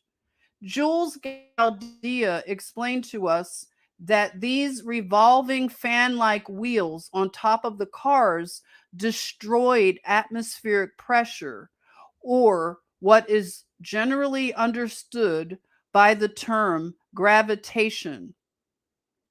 And with this force thus destroyed or rendered nugatory, the car is as safe from falling to one side or to other from the single rail track as if it were in a vacuum. the flywheels in their rapid revolutions destroying effectually the so called power of gravitation, or the force of atmospheric pressure, or whatever potent influence it may be that causes all unsupported things to fall downward to the earth's surface or to the nearest point of resistance. The surprise of my father and myself was indescribable when, amid the regal magnificence of a spacious hall, we were finally brought before the great high priest, ruled over all the land.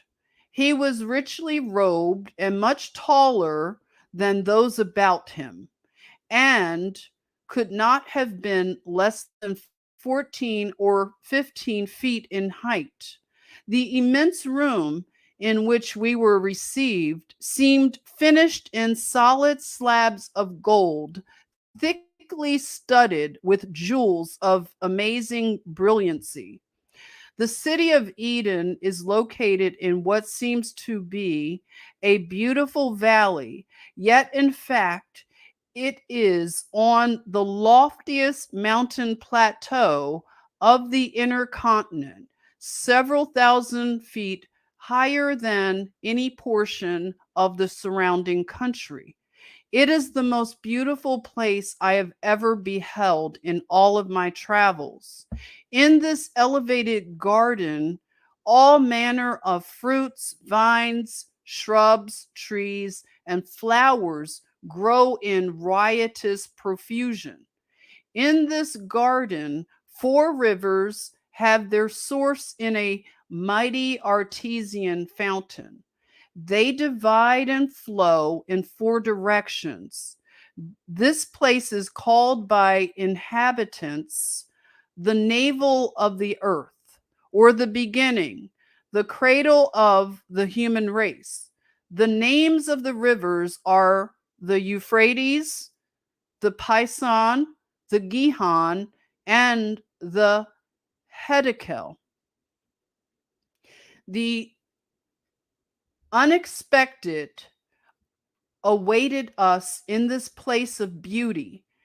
In finding of our little fishing craft, it had been brought before the high priest in perfect shape, just as it had been taken from the waters that day when it was loaded on board the ship by the people who discovered us on the river more than a year before. We were given an audience of over 2 hours with this great dignitary who seemed kindly disposed and considerate. He showed himself eagerly interested, asking us numerous questions and invariably regarding things about which his emissaries had failed to inquire.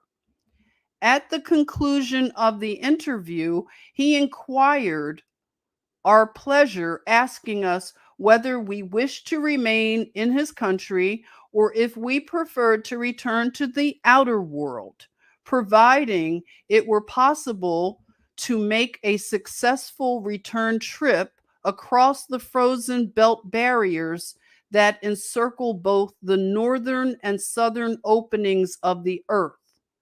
My father replied, "It would please me and my son to visit your country and see your people, your colleges and palaces of music and art, your great fields, your wonderful forests of timber, and after we have had this pleasurable privilege, we should like to try to return to our home on the outside surface of the earth.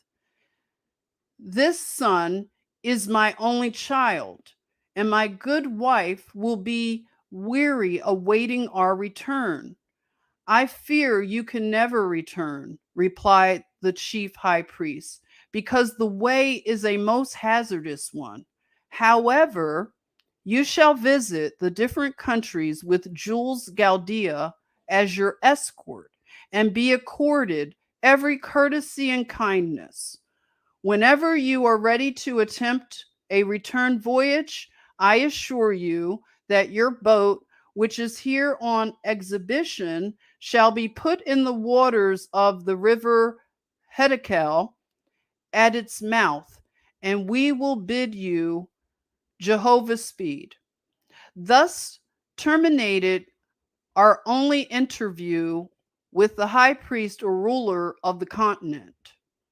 We learned that the males do not marry before they are from 75 to 100 years old, and that the age at which women enter wedlock is only a little less, and that both men and women frequently live to be from 6 to 800 years old, and some instances much older. During the following year, we visited many villages and towns, prominent among them being the cities of Nigai, Delphi, Hectia, and my father was called upon no less than a half dozen times to go over the maps which had been made from the rough sketches he had originally given of the divisions of land and water on the outside surface of the earth.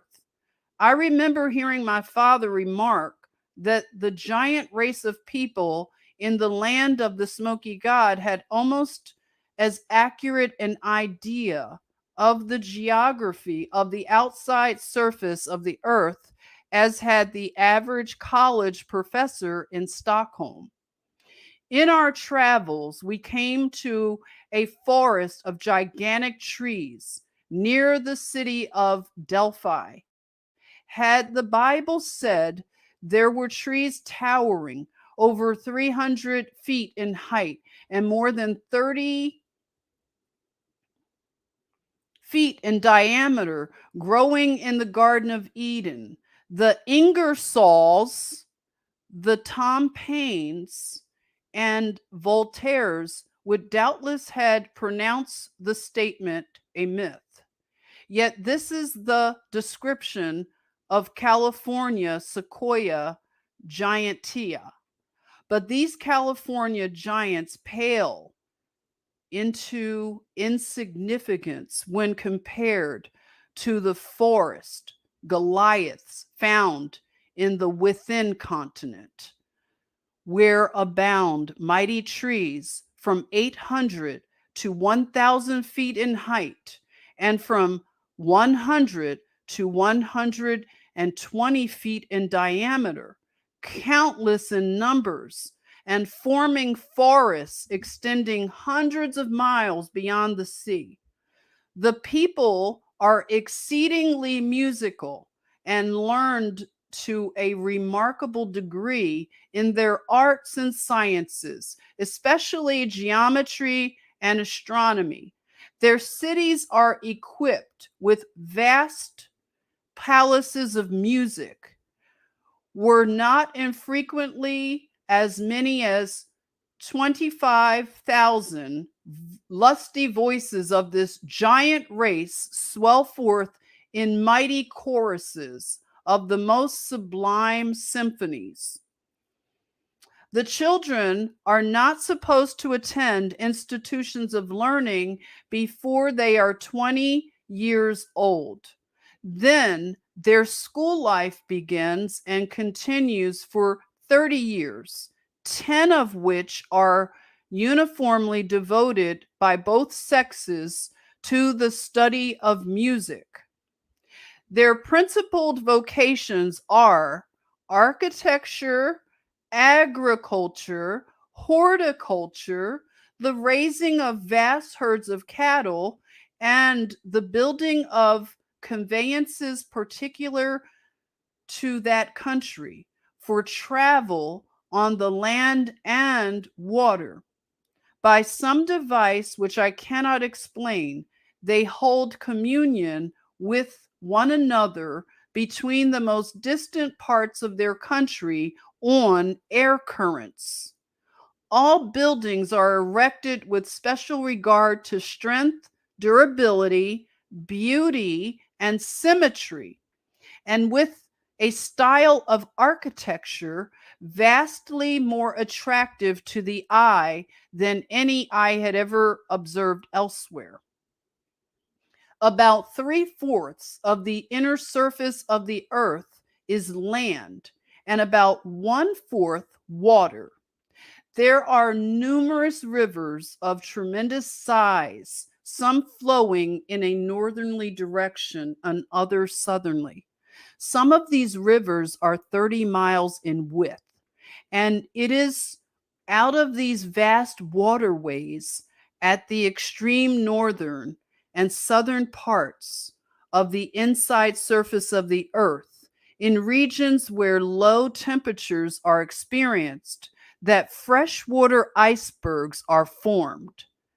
They are then pushed out to the sea like huge tongues of ice by the abnormal freshets of turbulent waters that twice every year sweep everything before them.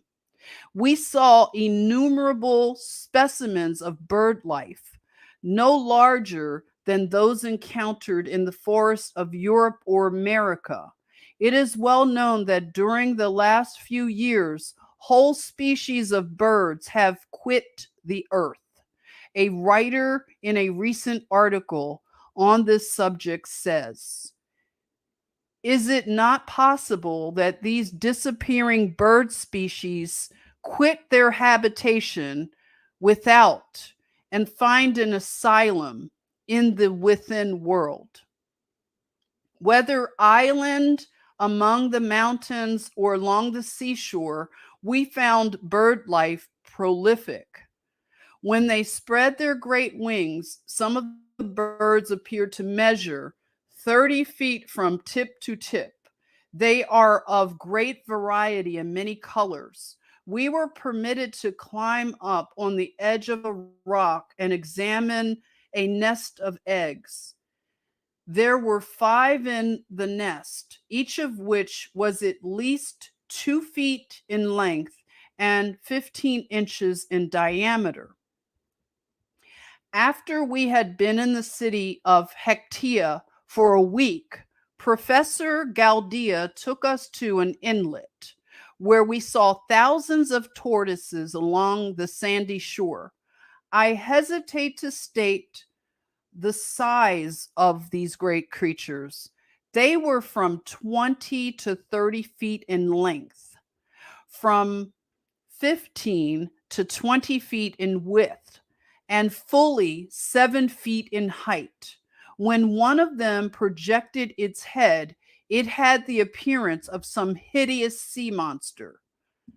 The strange conditions within were favorable not only for vast meadows of luxuriant grasses, forest of giant trees, and all manner of vegetable life, but wonderful animal life as well. One day we saw a great herd of elephants. There must have been 500 of these thunder-throated monsters with their restlessly waving trunks. They were tearing huge boughs from the trees and trampling smaller growth into dust like so much hazel brush. They would average over 100 feet in length and from 75 to 85 in height. It seemed, as I gazed upon this wondrous herd of giant elephants, that I was again living in the public library at Stockholm, where I had spent much time studying the wonders of the Miocene age. I was filled with mute astonishment, and my father was speechless in awe. He held my arm with a protecting grip, as if fearful harm would overtake us. We were two atoms in this great forest. and fortunately unobserved by the vast herd of elephants as they drifted on and away, following a leader as does a herd of sheep. They browsed from growing herbage which they encountered as they traveled, and now and again shook the firmament with their deep bellowing. There is a hazy mist that goes up from the land each evening, and it invariably rains once every 24 hours. This great moisture and invigorating electrical light and warmth account perhaps for the luxuriant vegetation, while the highly charged electrical air and the evenness of climatic conditions may have much to do with giant growth and longevity of all animal life. In places, the level valleys stretched away for many miles in every direction. The Smoky God, in its clear white light, looked calmly down. There was an intoxication in the electrically surcharged air that fanned the cheek as softly as a vanishing whisper. Nature chanted a lullaby in the faint murmur of winds, whose breath was sweet with the fragrance of bud and blossom. After having spent considerably more than a year in visiting several of the many cities of the within world, and a great deal of intervening country, and more than 2 years had passed from the time we had been picked up by the great excursion ship on the river, we decided to cast our fortunes once more upon the sea and endeavor to regain the outside surface of the earth. We made known our wishes, and they were reluctantly but promptly followed. Our host gave my father, at his request, various maps showing the entire inside surface of the earth, its cities, oceans, seas, rivers, gulfs, and bays. They also generously offered to give us all the bags of gold nuggets, some of them as large as a goose egg, that we were willing to attempt to take with us in our little fishing boat. In due time, we returned to Jehu, at which place we spent 1 month in fixing up and overhauling our little fishing sloop. After all was in readiness, the same ship, Nas, that originally discovered us, took us on board and sailed to the mouth of the river Hiddekel. After our giant brothers had launched our little craft for us, they were most cordially regretful at parting, and evinced much solicitude for our safety. My father swore by the gods Odin and Thor that he would surely return again within a year or two and pay them another visit. And thus we bade them adieu. We made ready and hoisted our sail, but there was little breeze. We were becalmed within an hour after our giant friends had left us and started on their return trip. The winds were constantly blowing south, that is. They were blowing from northern opening of the earth toward that which we knew to be south, but which, according to our compass's pointing finger, was directly north. For 3 days we tried to sail and to beat against the wind, but to no avail. Whereupon my father said, "My son, to return by the same route as we came is impossible at this time of year." I wondered why we did not think of this before. We had been here almost 2.5 years. Therefore, this is the season when the sun is beginning to shine at the southern opening of the earth. The cold, long night is on the Spitzenberg country. What shall we do? I inquired. There is only one thing we can do, my father replied, and that is to go south. Accordingly, he turned the craft about, gave it full reef, and started by the compass north, but in fact directly south. The wind was strong, and we seemed to have struck a current that was running with remarkable swiftness in the same direction.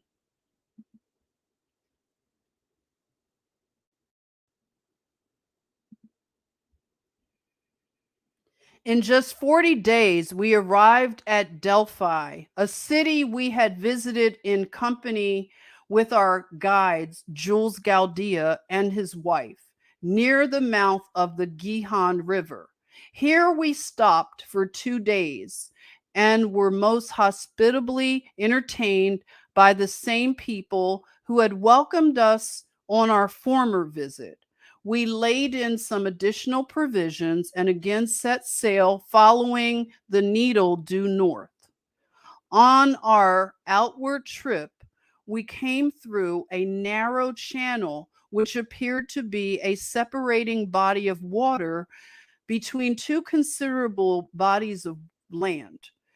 There was a beautiful beach to our right, and we decided to connoitre, casting anchor and wading ashore to rest upon for a day before continuing the outward hazardous undertaking. We built a fire and threw on some sticks of dry driftwood.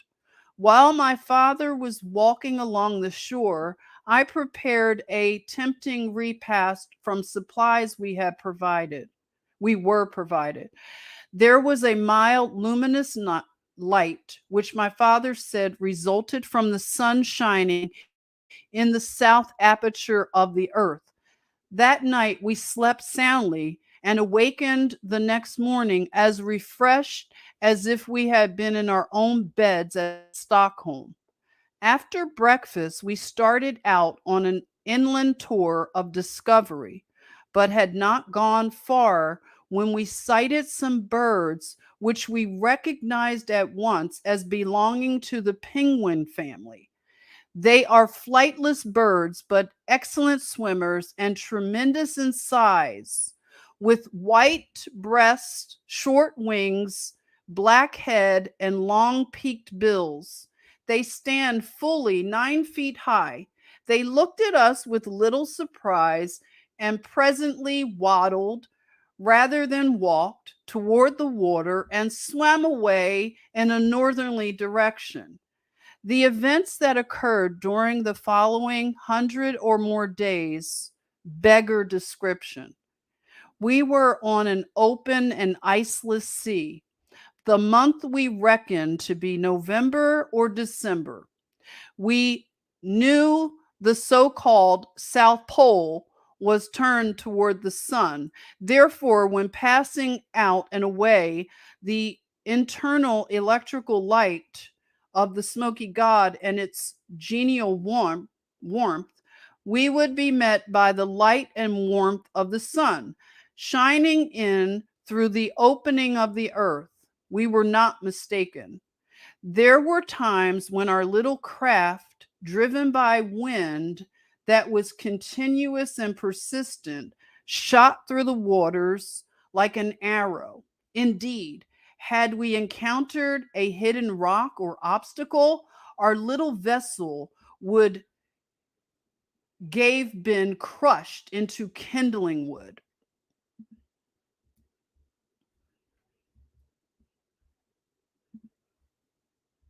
At last, we were conscious that the atmosphere was growing decidedly colder, and a few days later icebergs were sighted far to the left. My father argued, and correctly, that the winds which filled our sails came from the warm climate within. The time of the year was certainly more auspicious for us to make our dash for the outside world and attempt to scud our fishing sloop through the open channels of the frozen zone which surrounds the polar regions. We were soon amid the ice packs, and how our little craft got through the narrow channels and escaped being crushed, I know not. The compass behaved in the same drunken and unreliable fashion in passing over the southern curve or edge of the earth's shell as it had done in our inbound trip at the northern entrance. It gyrated, dipped, and seemed like a thing possessed.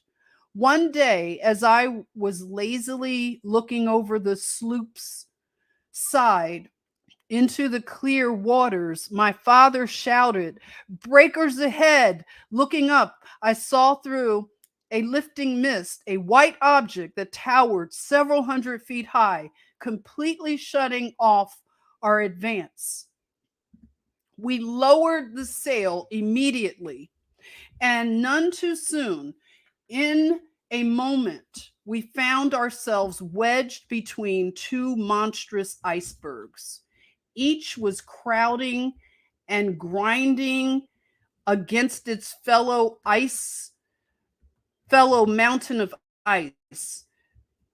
They were like two gods of war contending for supremacy. We were greatly alarmed. Indeed, we were between the lines of a battle royally. The sonorous thunder of the grinding ice was like the continued volleys of artillery. Blocks of ice larger than a house were frequently lifted up 100 feet by the mighty force of lateral pressure. They would shudder and rock to and fro for a few seconds, then come crashing down with a deafening roar and disappear in the foaming waters. Thus, for more than 2 hours, the contest of the icy giants continued. It seemed as if the end had come. The ice pressure was terrific, and while we were not caught in the dangerous part of the jam, we were safe for the time being. Yet the heaving and rending of tons of ice as it fell, splashing here and there into the watery depths, filled us with shaking fear. Finally, to our great joy, the grinding of the ice ceased, and within a few hours the great mass slowly divided, and as if an act of providence had been performed, right before us lay an open channel. Should we venture with our little craft into this opening? If the pressure came on again, our little sloop, as well as ourselves, would be crushed into nothingness. We decided to take the chance and accordingly hoisted our sail to a favoring breeze and soon started out like a racehorse, running the gauntlet of this unknown narrow channel of open water. Among the ice packs.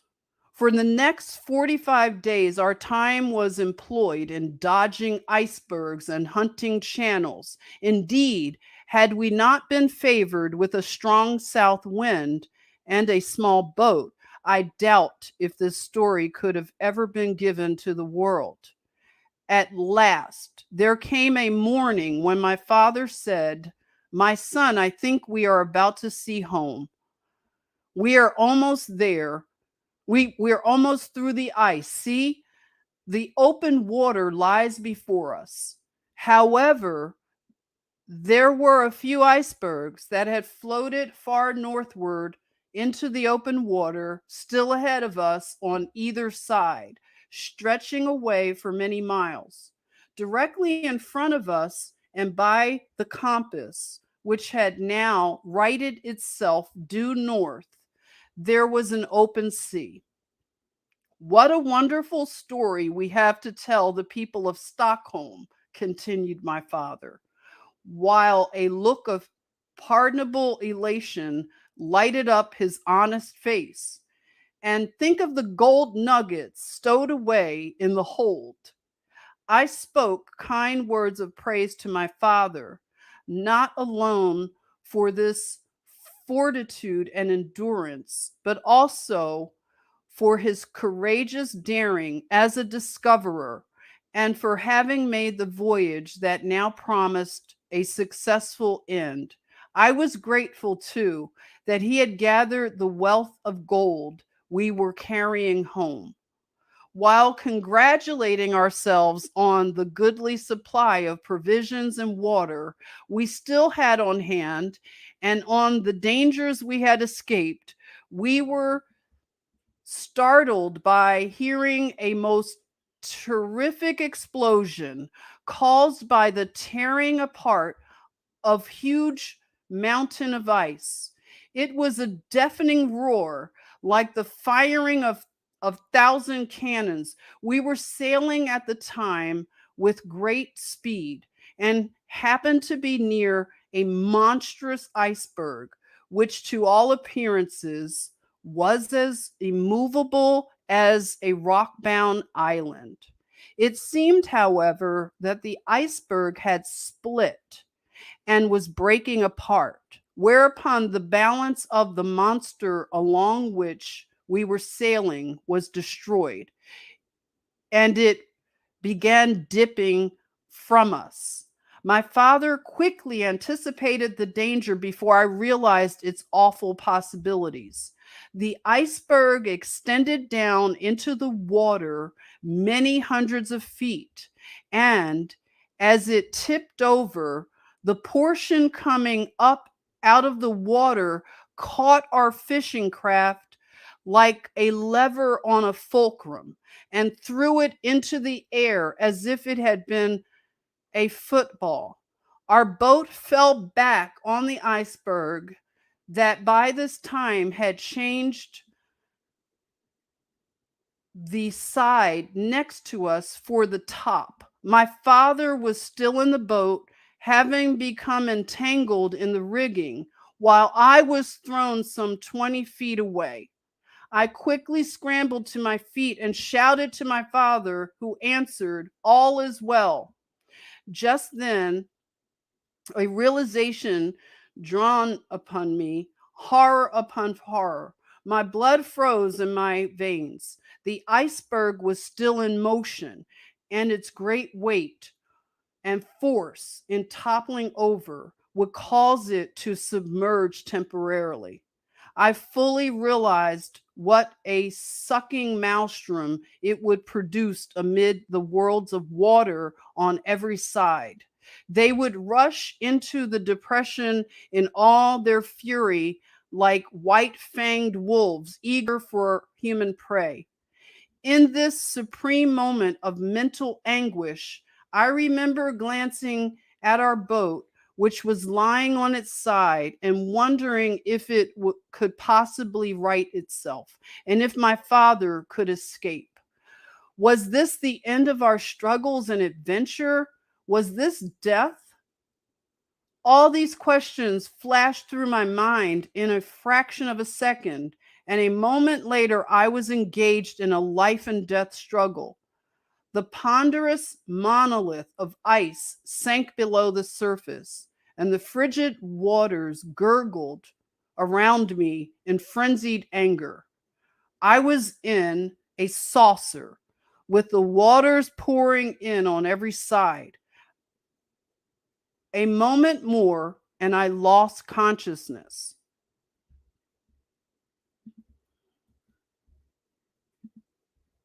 When I partially recovered my senses and roused from the swoon of a half-drowned man, I found myself wet, stiff, and almost frozen, lying on the iceberg.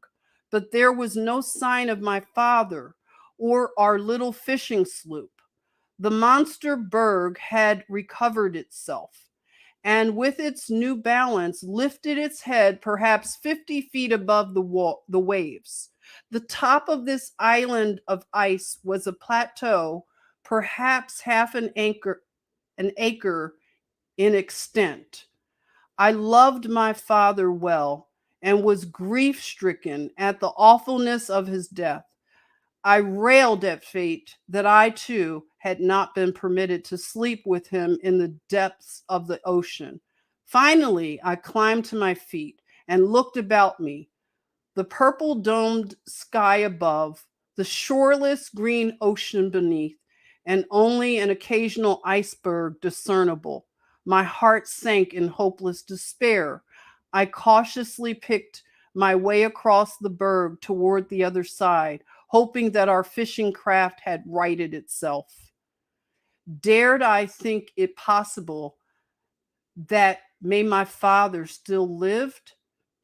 It was but a ray of hope that flamed up in my heart, but the anticipation warmed my blood in my veins and started it rushing like some rare stimulant through every fiber of my body.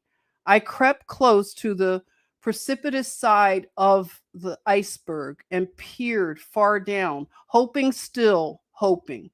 Then I made a circle of the berg, scanning every foot of the way, and thus I kept going around and around.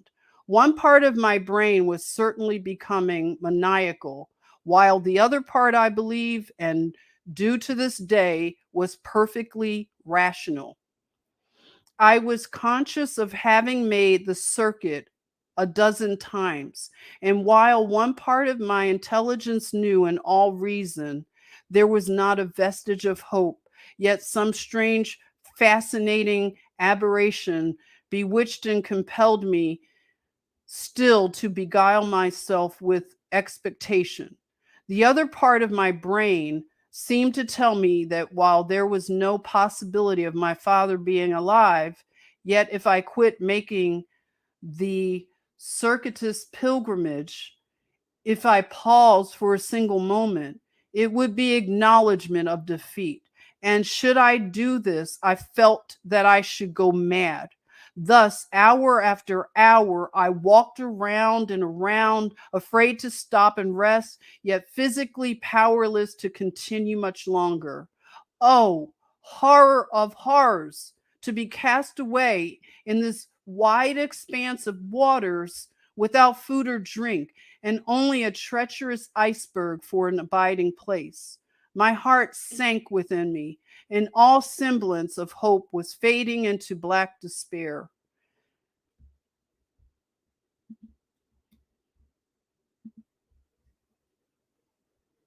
Then the hand of the deliverer was extended, and the death-like stillness of a solitude rapidly becoming unbearable was suddenly broken by the firing of a single gun.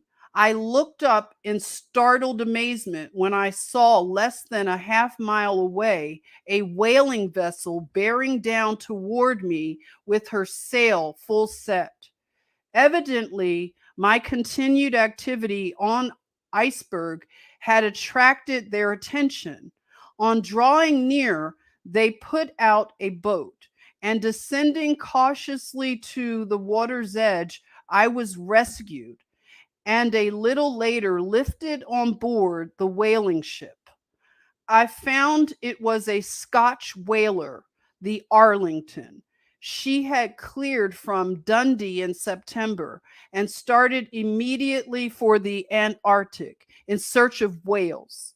The captain, Angus McPherson, seemed kindly disposed, but in matters of discipline, as I soon learned, possessed an iron will.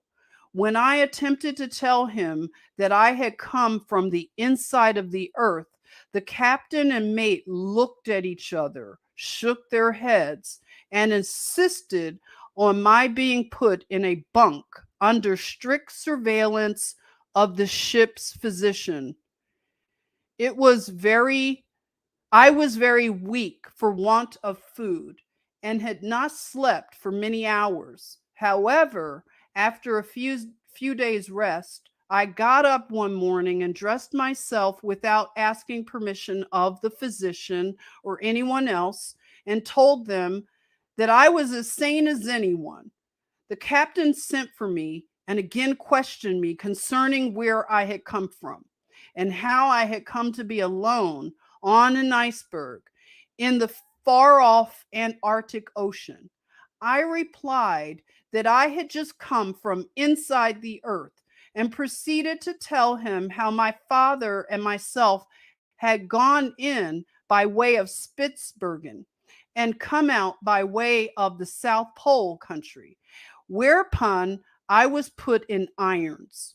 I afterward heard the captain tell the mate that I was as crazy as a March hare, and that I must remain in confinement until I was rational enough to give a truthful account of myself. Finally, after much pleading and many promises, I was released from irons, and then and there decided to invent some story that would satisfy the captain and never again refer to my trip to the land of the Smoky God, at least until I was safe among friends. Within a fortnight, I was permitted to go about and take my place as one of the seamen. A little later, the captain asked me for an explanation. I told him that my experience had been so horrible that I was fearful of my memory, and begged him to permit me to leave the question unanswered until some time in the future. I think you are recovering considerably, he said, but you are not sane yet by a good deal. Permit me to do such work as you may assign. I replied, and if it does not compensate you sufficiently, I will pay you immediately after I reach Stockholm, to the last penny. Thus the matter rested. On finally reaching Stockholm, I had already related, I found that my good mother had gone to her reward more than a year before. I have also told how later the treachery of a relative landed me in a madhouse where I remained for 28 years, seemingly unending years, and still later, after my release, how I returned to the life of a fisherman, following it sedulously for 27 years, then how I came to America, and finally to Los Angeles, California. But all this can be of little interest to the reader. Indeed, it seems to me the climax of my wonderful travels and strange adventures was reached when the Scotch sailing vessel took me from an iceberg on the Antarctic Ocean. The conclusion.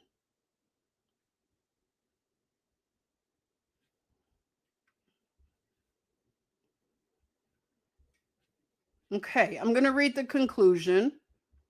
Let's see what you all are doing. Who's still hanging out with me? Hello, everyone. Okay, I'm going to read the conclusion. You guys still hanging out? Let's hang out. The conclusion.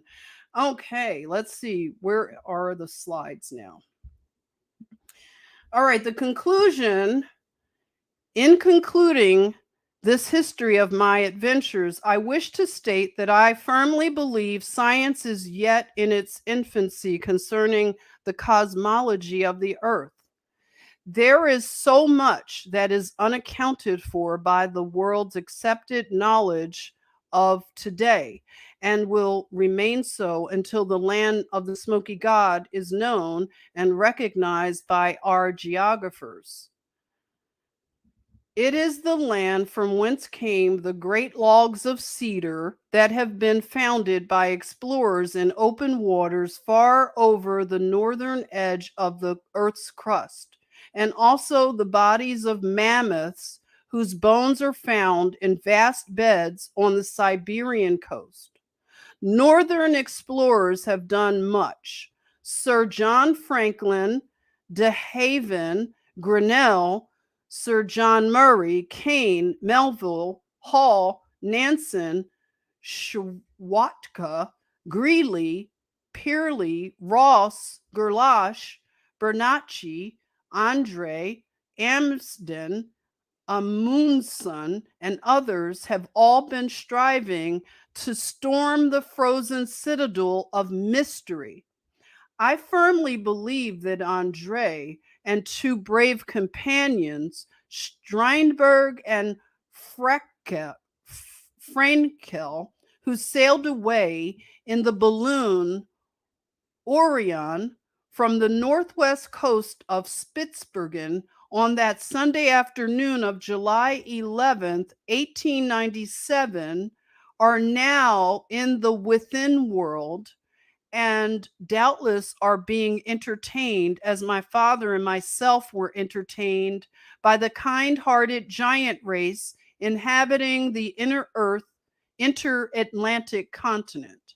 Having in my humble way devoted years to these problems, I am well acquainted with the accepted definitions of gravity, as well as the cause of the magnetic needle's attraction. And I am prepared to say that it is my firm belief that the magnetic needle is influenced solely by electric currents, which completely envelop the earth like a garment, and that these electric currents in an endless circuit pass out of the southern end of the earth's cylindrical opening, diffusing and spreading themselves over all the outside surface and rushing madly on in their course toward the North Pole. And while these currents seemingly dash off into space at the Earth's curve or edge, yet they drop again to the inside surface and continue their way southward along the inside of the Earth's crust toward the opening of the so-called South Pole. As to gravity, no one knows what it is because it has not been determined whether it is atmospheric pressure that causes the apple to fall or whether 150 miles below the surface of the earth, supposedly one halfway through the earth's crust, there exists some powerful lodestone attraction that draws it. Therefore, whether the apple, when it leaves the limb of the tree, is drawn or impelled downward to the nearest point of resistance is unknown to the students of physics. Sir James Ross claimed to have discovered the magnetic pole at about 74 degrees latitude. This is wrong. The magnetic pole is exactly one half the distance through the Earth's crust. Thus, if the Earth's crust is 300 miles in thickness, which is the distance I estimate it to be, then the magnetic pole is undoubtedly 150 miles below the surface of the Earth. It matters not where the test is made. And at this particular point, 150 miles below the surface, gravity ceases, becomes neutralized. And when we pass beyond that point on toward the inside surface of the Earth, a reverse attraction geometrically increases in power until the other 150 miles of distance is traversed, which would bring us out on the inside of the earth.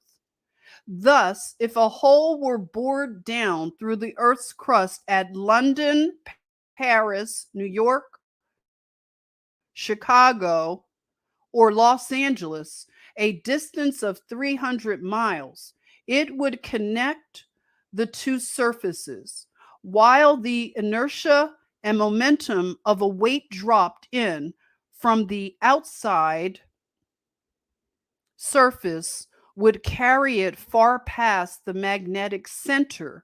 Yet, before reaching the inside surface of the Earth, it would gradually diminish in speed after passing the halfway point, finally pause, and immediately fall back toward the outside surface and continue thus to oscillate like the swinging of a pendulum with the power removed until it would finally rest at the magnetic center or at that particular point, exactly one half the distance between the outside surface and the inside surface of the Earth.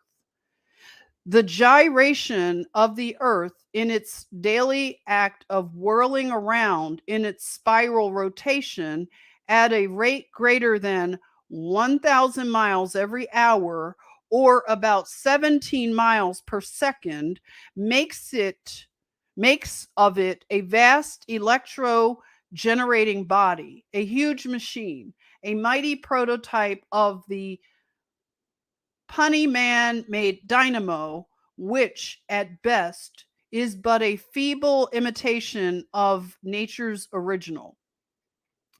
The valleys of this inner Atlantis continent, bordering the upper waters of the furthest north, are in season covered with the most magnificent and luxuriant flowers. Not hundreds and thousands, but millions of acres from which the pollen or blossoms are carried far away in almost every direction by the Earth's spiral gyrations and the agitation of the wind resulting therefrom.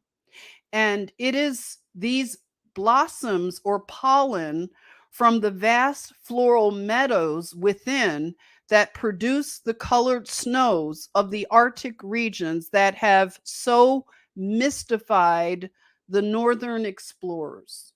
Beyond question, this new land within is the home, the cradle of the human race. And viewed from the standpoint of the discoveries made by us, must of necessity have a most important bearing on all physical, paleontological, archaeological, philological, and mythological theories of antiquity. The same idea of going back to the land of mystery, to the very beginning, to the origin of man, is found in Egyptian traditions of the earlier terrestrial regions of the gods, heroes, and men, from the historical fragments of Manetho, fully verified by the historical records taken from the more recent excavations of Pompeii, as well as traditions of the North American Indians. It is now 1 hour past midnight. The new year of 1908 is here, and this is the third day thereof. And having at last finished the record of my strange travels and adventures, I wish given to the world, I am ready and even longing for the restful peace which I am sure will follow life's trials and vicissitudes. I am old in years and ripe both with adventures and sorrows, yet rich with the few friends I have cemented to me in my struggles to lead a just and upright life. Like a story that is well nigh told, my life is ebbing away. The pres- presentiment is strong within me that I shall not live to see the rising of another sun. Thus do I conclude my message. Olaf Jansen. Okay, that is the end. Who hung around for the end of the story? That was 2 hours and 40 minutes. Whoa. Okay. Thank you for joining. Who's here? And did we have trolls? Because I wasn't looking at the chatmosphere. I was just trying to get through the story. Let's see. Who's here? Who is here? Let's talk. Talk to me. I'm here. Etel. Okay, what do you have to say? Hard as steel and still getting hard. Hey, Etel, let me ask you. Um, what do you all think of this like this account? Because I heard it read, and like I told our brother John, who I do a podcast on Mondays with, I told John that this is a fascinating account, okay? Me. Hello. T. Witten, you're here hanging out. Lori, you're here. Look at that. We're still here hanging out. Brian, look at you. Gilbreth, I just got started. Hi. Hello, Southern Branded Productions. You're still hanging. You guys are like night owls with me. Paul Lawson, you're here. Really, Leanne? No trolls entered the chatmosphere? Ernestina, we didn't have any trolls. I'm so glad because I didn't want you all to be distracted by the trolls. What a story, right? Blurry Face 86. Okay. Okay, Eliana, you said I missed most of it, but I will definitely rewatch now. Fascinating story. I thought it was too. Kev, what are you saying, Kev? Let's see. This account sounds more real than the Admiral Byrd Journal. Okay, this is the kind of feedback I want to hear.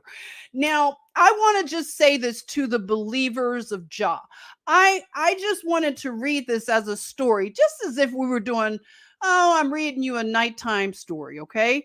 Just a historical account, only that we are very interested in history. And also, a lot of us are fascinated with things like what Kev is saying. Admiral Byrd's discovery, his adventure into Antarctica and the mystery surrounding Antarctica, right? So I wanted to read this so that I can get an understanding, as I said earlier. I want to be aware of these accounts, okay? Because it helps. I think it helps. You thought it was a great story. Hey, Jola, I hadn't seen you in a minute. I want to piece together some things that are mythology, of course, because all of this informs us of some of these mythology, you know, mythologies of the different cultures. And some of these accounts can be taken into account, okay, in terms of even some of the cosmology. What did you all think of the cosmology of how the earth was described? Do you think that they were describing a flat surface, or as John said earlier, it's kind of like an ant farm? So NASA has thrown off my cosmology, and I have to remind myself that NASA is, has given me sort of, you know what I'm saying? Like, I don't know up or down with NASA, but I believe in the biblical account of cosmology. Now, let's see what you're saying. Blurry Face, you said a lot of his account makes logical sense. So it does to you, really? Nancy, you thought it was a great story? Let's see. Southern Branded Productions, you say, I haven't read to since I was 8. Oh, you haven't been read to since you were 8 years old. Thank you. Oh, I'm glad. I wanted to give it some life and stuff, So I read it so you don't have to read it, okay? So I'm going to leave the PDF so that if you want to read it, I want to talk about this more. And the reason why I want to talk about it, because you already know I found some crazy things about the man who wrote the book of the account. Okay. So this would be Willis. What you talking about, Willis? It's something about Willis that I will cover at a later date, because I don't want to keep this live stream so long. But I found something interesting with the author of this book. Now, this book, being so old, is in the public domain. So there are no copyright restrictions to it, and you can do with it what you want. So I will share that link. But I do want to hear more of your theories about what is the deal here. What are your theories? I want to hear your theories, and I want to talk more about these kind of things in the coming days because I want to do more research into the Arctic Circle. I don't know how it will unfold, but after I did the content on Scotland, I was very intrigued with Norway. And when you think about sailing vessels, even if you go on cruise ships, Norwegians are excellent at sailing. And they have a lot of interesting accounts, right? So I will share more of, like I said, I will share more about this author because I want to hear more from you. Okay. So let's see what else is being said here. Hey there, Zakiria. Chine myth of White Snake's journey to Antarctica for elixir of immortality worth analyzing. Oh, yeah? Thank you. I do not want to mispronounce your name. I'm sorry if I didn't get it right, but thank you for joining. Where are you joining from, Zechariah? Oh, it says Zechariah. Oh, okay. So that's, let us know where you're tuning in from because your name, it makes me think that you're somewhere. Are you up in that area? Like, tell me. Lori, you say I'm going to check it for out on Kindle. May be there. Oh, yeah, check it out on Kindle. And I'm going to leave the PDF link for you, okay? So let's see. What else is going on? Um What else? What else? Let me know. I know a few of you probably have dropped off, but oh, you're from Turkey. Oh, welcome. Thank you for joining from Turkey. Oh, that's fabulous. Let's welcome Zechariah from Turkey, everybody. Let's welcome. And Southern Branded, you're a new name. Welcome to our chatmosphere. Thank you, T. Witten. So I'm not by myself on that. Okay, you and T. Witten, you're going to learn is fabulous. T. Witten knows a lot. I love you, T. Witten. Thanks for joining and hanging out with this late night reading, okay? Let's see, Nancy, what are you saying? It makes you think about why there is such mystery surrounding the Antarctica. I agree. So much mystery. All right. This is my fourth time watching. You love it, and thank you for all your work. Oh, you're welcome. Thank you so much. I appreciate your kind words. Paul, I just stepped out to look at the blood moon. Oh, there's a blood moon, Paul? Oh, I've been out of the loop. I didn't know it. Well, let's see, what time is it? It's almost 1 a.m. on the East Coast here in the North Americas. But I will probably sign off now as I wanted this to be a true reading of a book, okay? And we will chat more. And I think the only thing left I didn't read was the author's afterword. Do you want me to read that real quick? Let me read it because you know I might as well. I've read everything else. Hang on, everybody. It's one more page. It's a half a page, okay? It's the author's afterword. Let's see what the author, because I'm telling you, he's a person of interest, okay? You know how we talk about the 1800s? I call the 1800s a person of interest because they are very shady and something is very weird, okay, about the 1800s. So let me read what this author is just saying, okay? So hang out for a little bit more. What are you going to do? Go to sleep? You're not going to go to sleep. So listen to this one last thing and we're going to we'll meet up another time. Okay. I found much difficulty in deciphering and editing the manuscripts of Olaf Jansen. However, I have taken the liberty of reconstructing only a few expressions. And in doing this, I have in no way changed the spirit or meaning.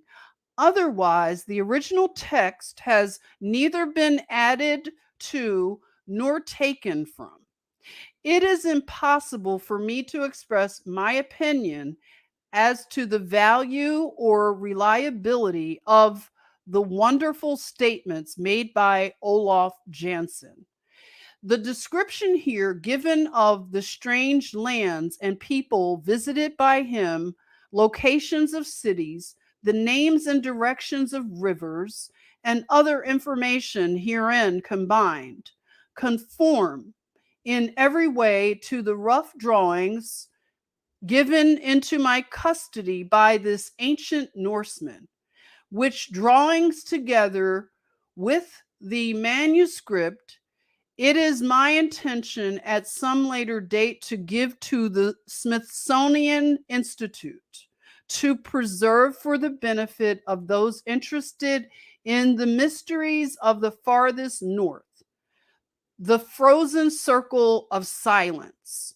It is certain that there are many things in Vedic literature, in Josephus, the Odyssey, the Iliad, Terrian de Locopater, and early history of Chinese civilization, Flammarion's astronomical myths, Lenormand's beginnings of the history, Hesiod's Theogony, Sir John Maudeville's writings, and Sayce records of the past that, to say the least, are strangely in harmony with the seemingly incredible text found in the yellow manuscript of the Old Norseman, Olaf Jansen, and now for the first time given to the world. The end. And with that, I will sign off. And I want to thank you for hanging out with me for this very unique reading. Maybe we'll do more of this, but we will get together and we will reason together as a collective and a community, and we will put more of these puzzle pieces together. Okay. Now I will see you all tomorrow. For you all that will join me and John for our podcast on Mondays, we do we fly by the seat of our pants. Okay. We're more like the George Norrie show. Okay. If you ever watched or listened to George Norrie. Okay. So we deal with all the tinfoils. Okay. Thank you so much, Leanne. I appreciate you all. And I will check you out later. Okay. So with that, God bless you.